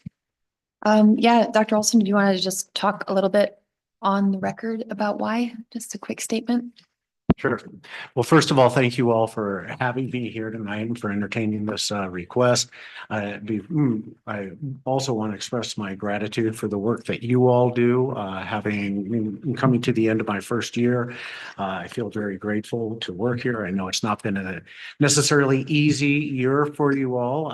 And so I'm also very appreciative for the leadership of Dr. Cole and Dr. Park, helping to guide the district through some troublesome times. So I feel happy to bring this more lighthearted and very positive piece of agenda to you all, and to honor somebody that has truly dedicated their life to Glenwood Springs Middle School and to the Roaring Fork School District.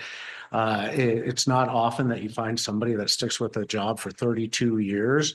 And by extrapolation, that means 32 years with middle schoolers, which anybody knows can age you a little bit more than your average year. So he has done an amazing job and is truly, I feel like, one of the few institutions that we find these days in our school system. He's going out on top.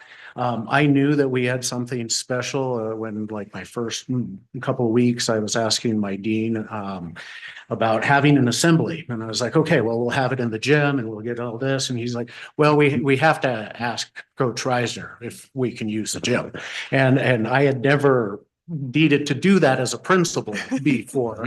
But I quickly found out that it was truly his gym. And for 32 years, he's been a very careful and diligent steward of that space, using it to educate the hearts and minds of our students.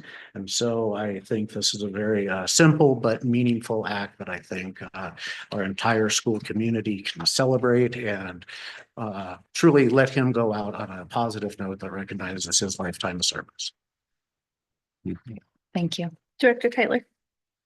I would just echo the sentiments of thanks to Coach Reisner, and just the part of the letter that talks about being the leader in PEG Youth Sports League. I got to coach in that league 30 years ago. And at that point, it was pretty much just like a free for all, and you got very little information back, and it was very much not organized. So to see where it's come to and the commitment and different regions that are now participating, that's really great progress to see. And so kudos to him. Thank you. And I'll just add that Coach Reisner had 2 generations of my family. So it's really amazing to see him be honored in this way. Are there any further questions or comments? I'd just like to also thank Chief Baumfalk for helping me in this effort and for bringing this to the agenda. Yeah, thank you, Chief Baumfalk. Okay. Let's call for a vote, please. After Aye. Director DeFreitas. Hi. Director Ramirez. Director Tyler. Aye. Motion passes. Knowing this, we have tentatively planned a naming ceremony for him on May 23rd, the last Friday of the school year at 2 p.m. You are all invited and will be receiving more formal invitations now that it is official. Thank you very much. Thank you. Thank you. Okay, the next business in order is action on the Health Insurance Benefits Advisory Committee recommendations. Can we name another gym instead? Do I have a motion to approve the Health Insurance Benefits Advisory Committee recommendation? I move that the board approve the Health Insurance Benefits Advisory Committee recommendations as presented. Do I have a second? I second. Okay, each board member will now have 2 minutes to share comments or ask questions. We will begin with Director DeFreitas. Thank you.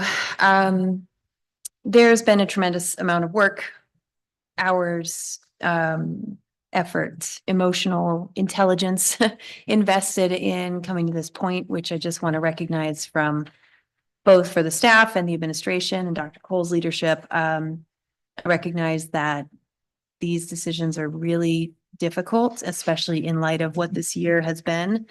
And I appreciate that it's noted in the memo that there is still work to be done. And I just wondered if you had any thoughts on that, Dr. Cole, or offering more. Sure. Yes. What is not clear is that this committee would love, given a couple of conditions that are highlighted from admin and classified IBB, if our budget would enable us to pay the full employee cost of a PPO9 plan.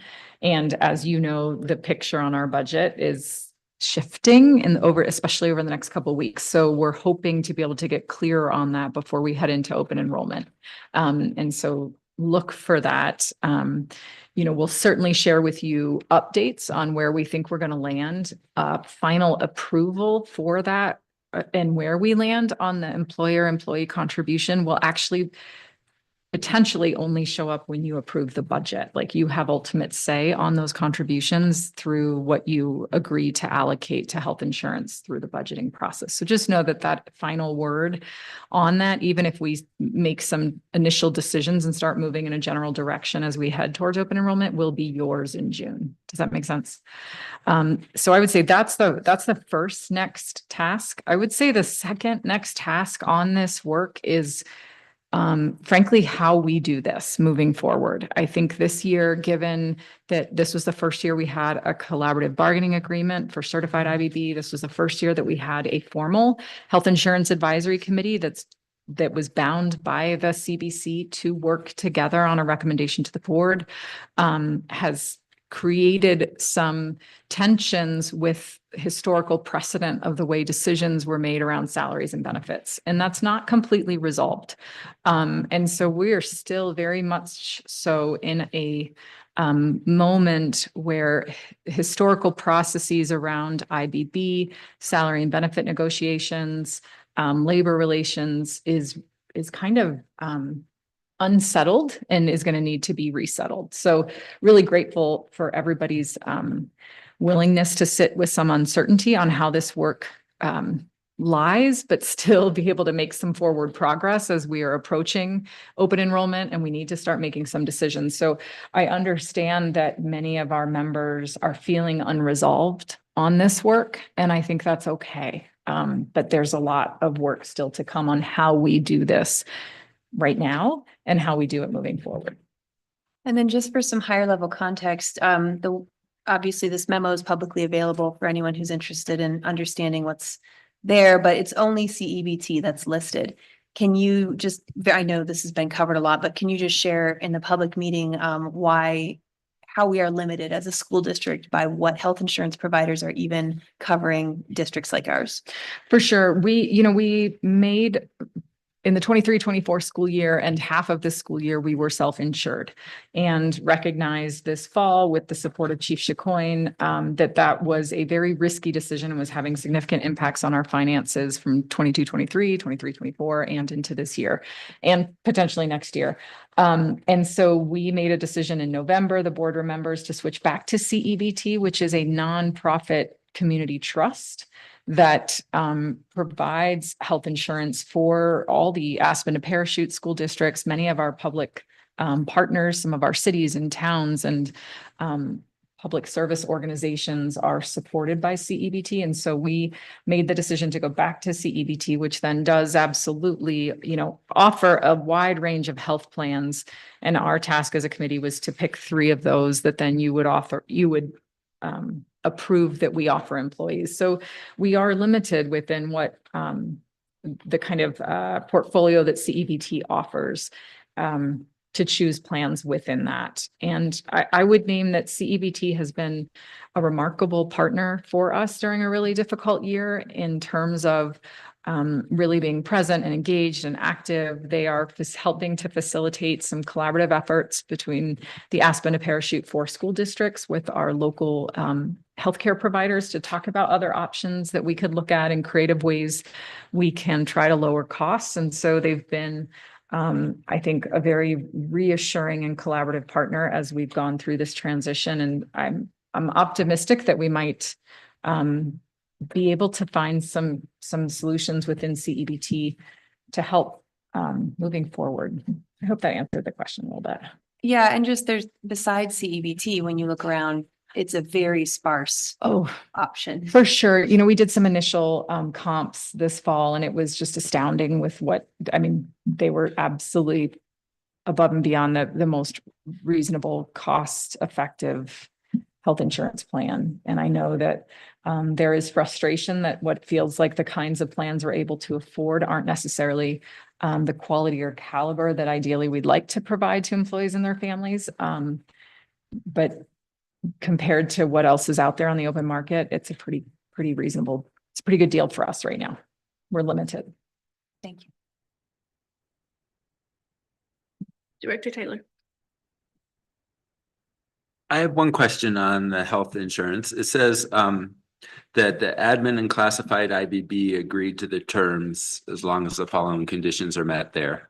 And it talked about the recommendation.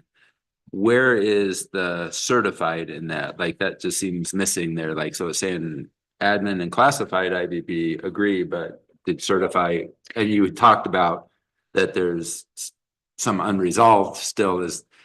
So do we have a take on where certified is on that? You know, what's really hard and what this team is weighing is what's more important. If we have so much money to invest in salaries and benefits, what matters the most?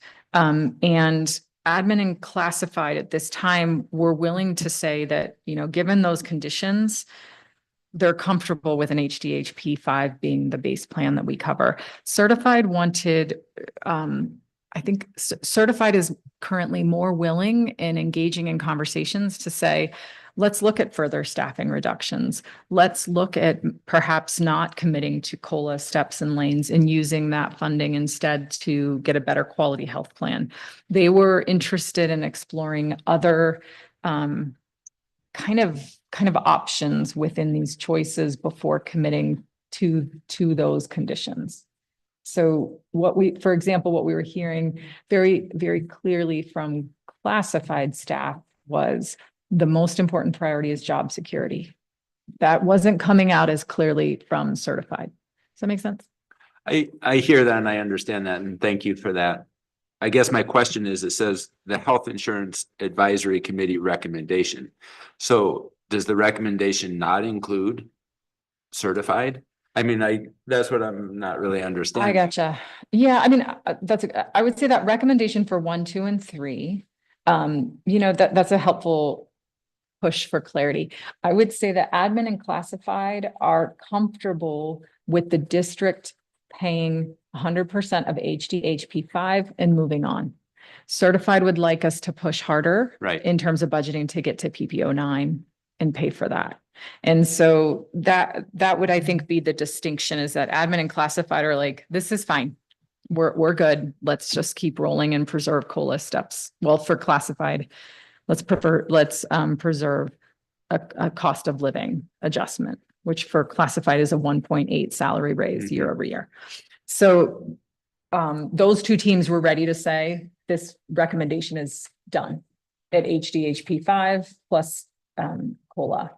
Certified was still feeling like there might be other ways to parse this out that would work, and they wanted more time to do that. So is this like a step towards the recommendation that will be put in front of us the 23rd? And this is just more like a process of where we are now? Or is this like the recommendation that you're given, but doesn't include certified? I don't know. I'm still confused by that. Okay, the win here is that CEBT offers like 20, 30 different plans. And the win here, and I think the clarity is that the Health Insurance Advisory Committee said these 3, HDHP 5, PPO 9, PPO 8. And that advisory committee is all 3 groups. Everybody, yep. The entire committee agrees that those are the 3 we should offer. Everybody understands that right now, what is budgeted, what we're building into the 25-26 budget is HDHP 5 being covered. And everybody understands that we are going to keep looking at ways to pay for one of the PPO plans. Admin and classified are kind of feeling like, we're done. That's good. That's fine. Certified was feeling like, yep, we agree to those things, but we want you to push a little harder on the employer contributions. Okay, thank you. And I'll just add, because I was at this meeting, and I think really what was clear here was that admin and classified IBB agreed to all of these pushes, as long as it didn't mean that there was additional reductions of positions or COLA step lanes were preserved. Yeah. Okay. Director After. So I'm confused about what we're approving. You're approving that we are choosing those three plans, HDHP 5, PPO 8, PPO 9, to offer employees next year. And you're approving that at base, we will cover 100% of HDHP 5, which is the least expensive plan, 100% for all employees. That's important tonight because we have to get this to CEDP to move open Got it. enrollment.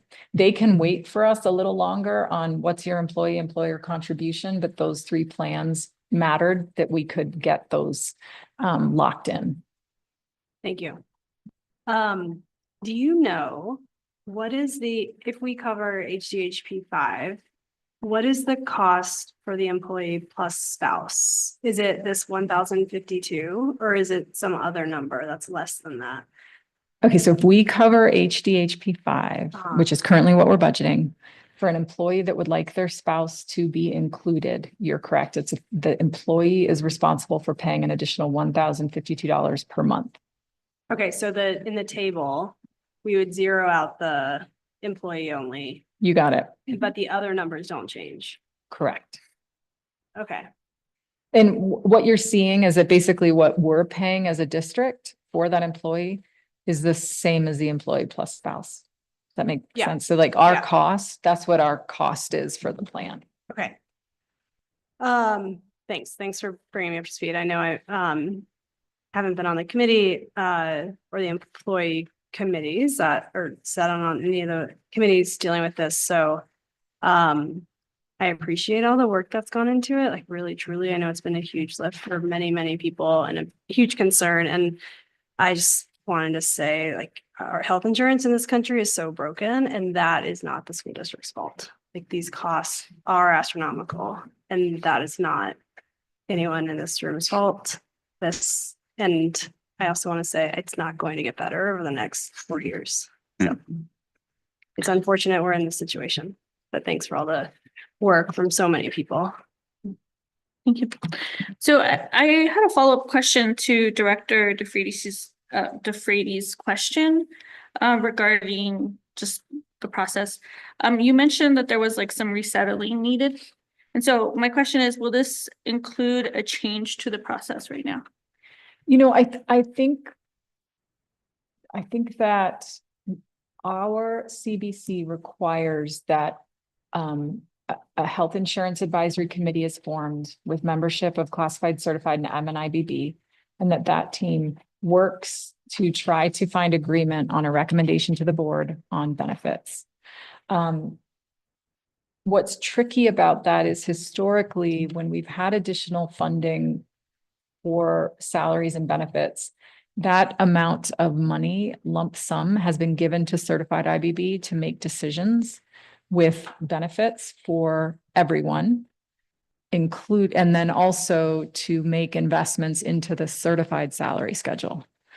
What is challenging is that if we were to continue doing that, it's complicated by having classified and admin, by the tensions in that, who gets that funding, who gets to make those decisions about which benefits. And already we're seeing that different employee groups approach the benefits question very differently and frankly have different priorities.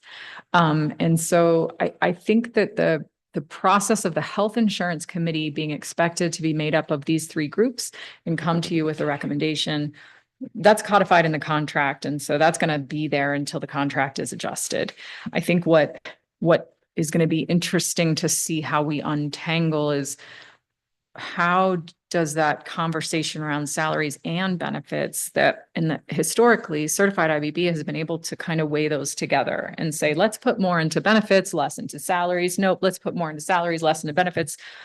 They've made the decision and everybody falls in line.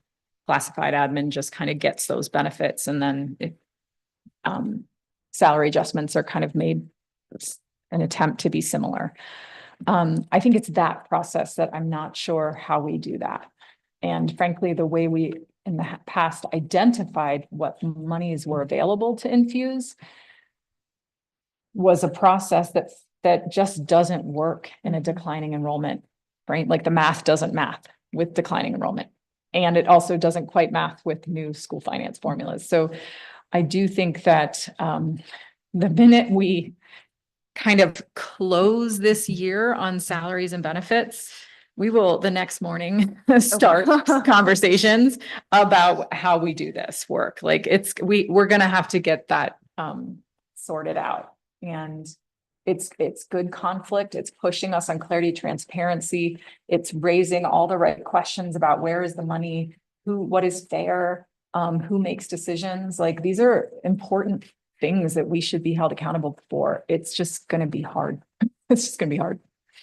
So just looking into the future, do you think that all IBB groups will continue to have voice? Yeah, I mean, that's what the contract says. And that was important to the board in the contract that, you know, and that language is very clear. Certified, classified, admin, IBB work together on this committee to try to come to consensus. You know, this group worked really hard, and I know Director Ramirez, you got to hear it. I mean, the language of those three things and those two conditions was 2 hours in the making of 10 people's time. So that team worked really hard to get to this level of consensus. I bet that we'll get better as we get years of practice and get more comfortable with each other. But I know that having equity of voice really matters to this board, and it matters to the players. I mean, there's not a meeting where certified IBB doesn't say, we are really glad that classified and admin are here. Yes, it complicates the processes. Yes, it does. But everybody sees the work. I mean, the intentions behind every single person that's showing up at these meetings are right where they should be.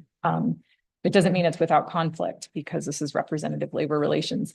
But it is the right group of people having the right hard conversations about this stuff. And the benefits to having diverse voice in this group. Yeah. What has that been? You know, I think it's been really powerful to hear directly from classified. I think, you know, I'm really grateful for the leaders on that team who worked hard to get clarity on what mattered the most to classified employees, because it was different. And frankly, and I'm glad Amy Brockman was here tonight, the priorities of admin IBB were different than everybody else. And it changed the conversation. I think it was an aha I mean, I was on certified IBB last year, and it was super interesting and new information to hear those priorities emerge from those groups. Frankly, it made me have just so much respect for the people that we work with and what their priorities were. And I think everybody's been really grateful that we have more robust voices at the table. Thank you.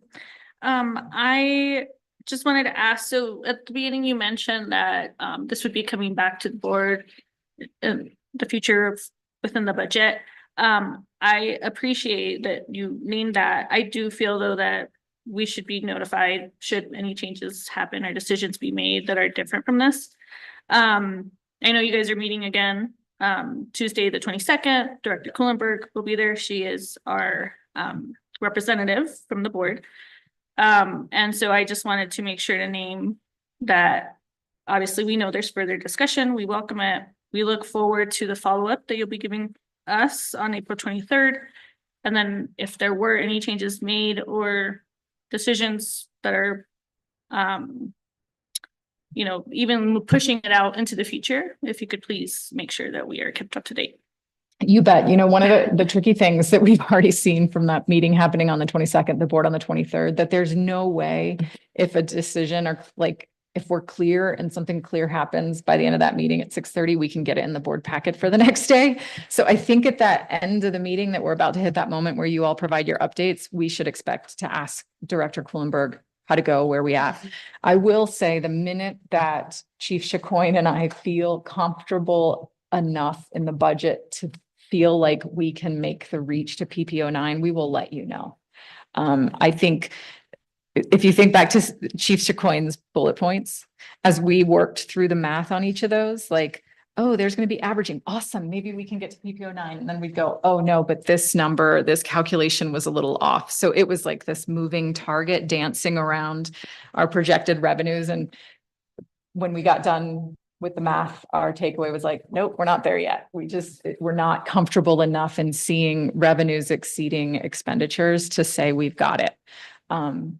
And I'm hopeful that in the next couple of weeks, we might be there and we'll let you know.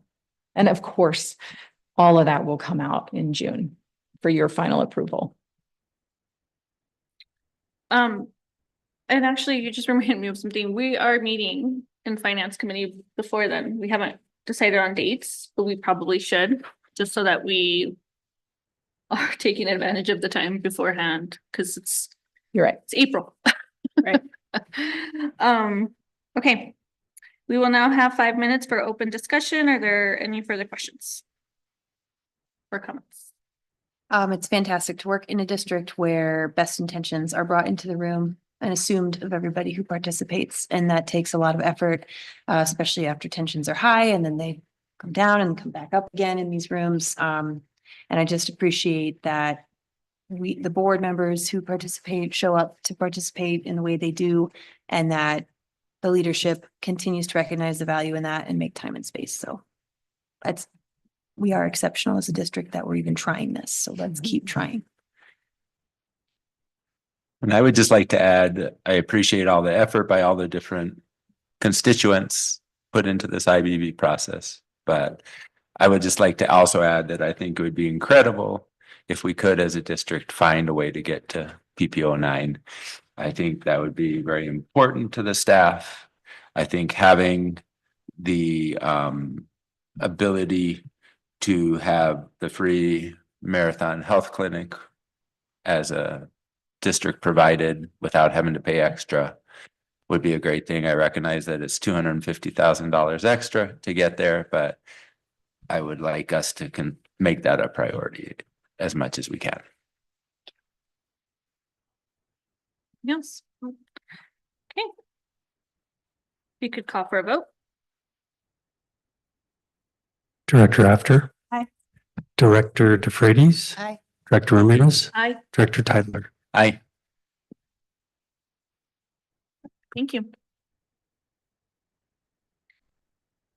All right, someone's gonna have to read this. The next business in order is action on a resolution to recognize April as Autism Awareness Month. Do I have a motion to approve the resolution to recognize April as Autism Awareness Month? I move that the board approve the resolution to recognize April as Autism Awareness Month as presented. Do I have a second? Second. Each board member will now have 2 minutes to share comments or ask questions. We will begin with your director after. Sure. I forgot already. Yeah. Thank you. Thank you for putting this forward. I wasn't aware that April was Autism Awareness Month, so I appreciate the opportunity to learn about that and to vote on this tonight. It's important. Thank you. Thank you. Director DeFreitas. I echo that. Thanks for taking the time on the agenda and recognizing it. I appreciate diversity in our schools and I want to continue to elevate that value. So thank you. Thank you, Director Tyler. Similar to Director DeFreitas, I especially like the last paragraph after the whole resolution talks about autism and the awareness for how that is a part of the diversity of our district. I appreciated the part that says how it helps reflect our collective commitment to the principles of diversity, inclusion, and acceptance. And that's something I stand behind. Thank you. I've been a board member for feels like forever, guys.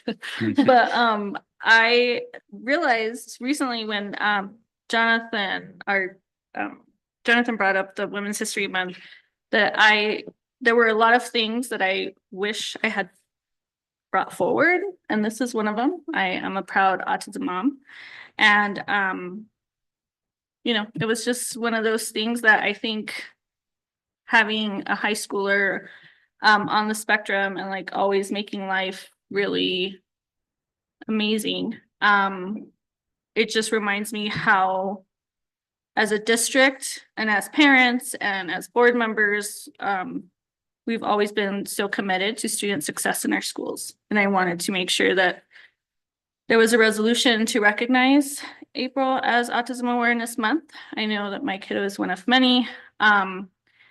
And I think for me, even like doing research for this, to know that the prevalence rate is 1 in 58 children, and just thinking of how many kids we have in our school district.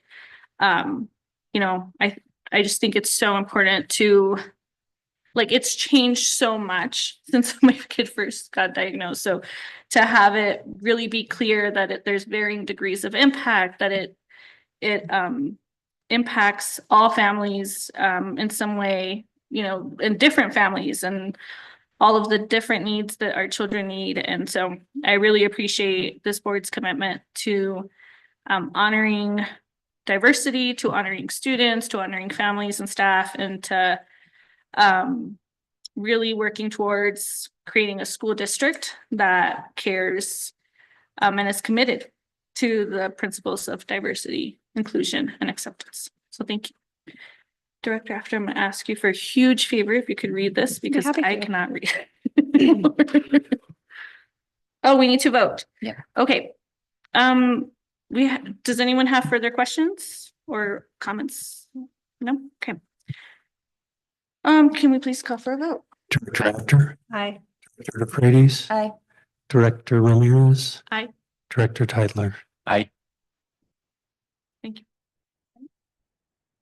School Board Resolution honoring Autism Awareness Month.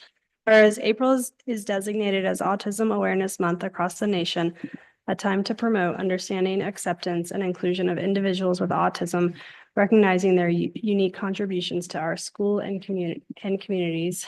And whereas the estimated autism prevalence rate in the state of Colorado is approximately 1 in 58 children.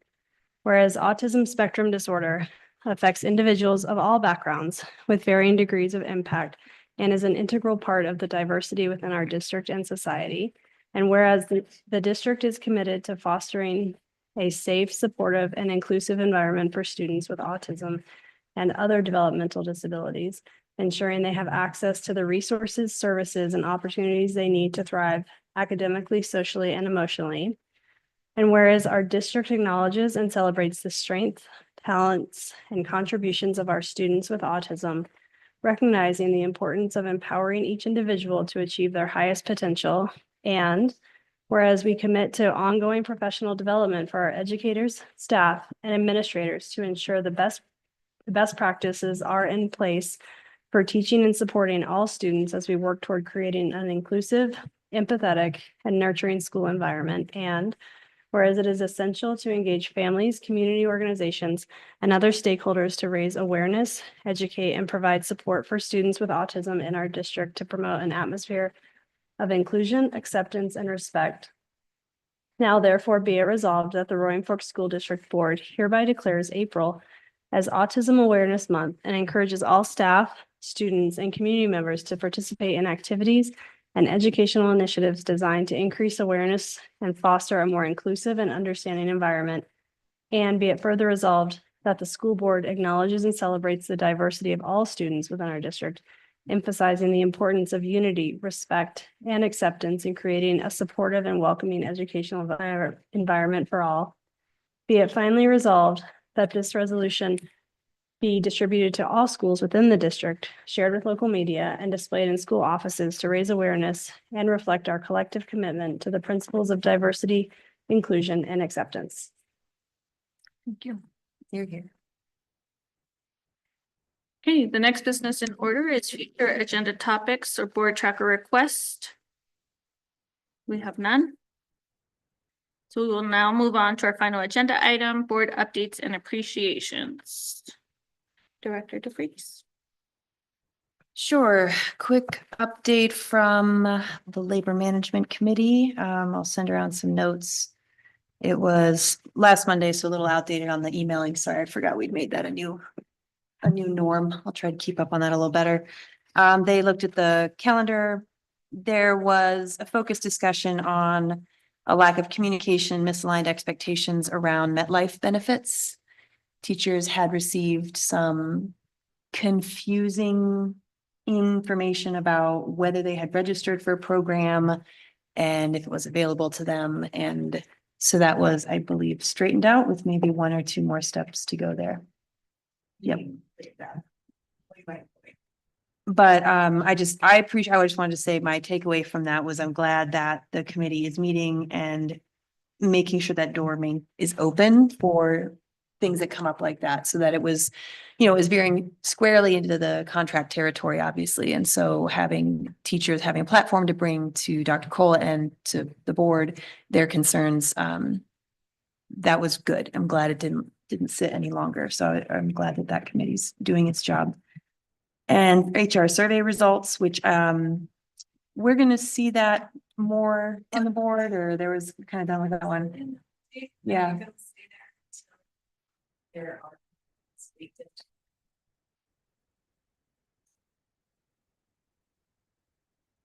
And then there was also a robust discussion on teachers joining the district from either other districts or private schools, or even different countries, and where they are placed on the salary schedule, and having equitable justification for how those skills are assessed, because, lots of reasons. So those were the discussions there.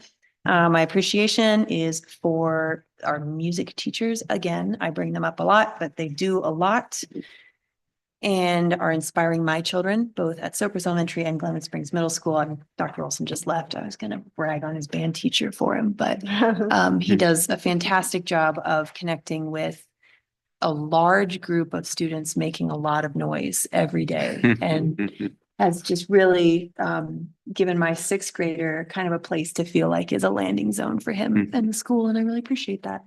So. Director Tyler. As far as updates go, I was able last week to sit in on interviews for the new Yampa principal. There were 2 great candidates. And so I think when the hiring committee announces and chooses, I think it will be a great outcome, as there were 2 really positive candidates there. This morning I got to go to the community school and sit in on their lottery and watch the process there and how that goes. And so that was just good information to see how their steps are for filling their roles and their spaces. And for my shout out, I would like to, or for my appreciation, I would like to give a shout out to Michael Logan. Haven't gotten to interact with him so much through my career teaching, but from the presentation today and with Charlie Hopt, and the role that Michael played in all of that happening and coming to, he was the one who was the teacher liaison, the one who got the energy club rolling for the first time ever as an after school opportunity. Both my girls got to participate in it. It was fun seeing their pictures up there in the slides today, and just watching the role and the impact he has had on the Carbondale community over years, from that role, but as a teacher and being like a favorite teacher of math, for his ability to be able to get the students to look at math in a deep way and go beyond the algorithm and beyond the calculation of how it works, and to be able to understand. And that was always his target and his way of communicating through math, to his role as instructional facilitator for math for the schools, to now principal. And when he talks about Carbondale Middle School, he really just glows, and he is so excited and so proud of his staff, and how he's always talking about how he has the best staff in the world, and he can't believe how fortunate and lucky he is to be in that position. And so, just as somebody who has for years and years contributed to our community, shout out to you, Michael. Thank you. Director After. Great, thanks.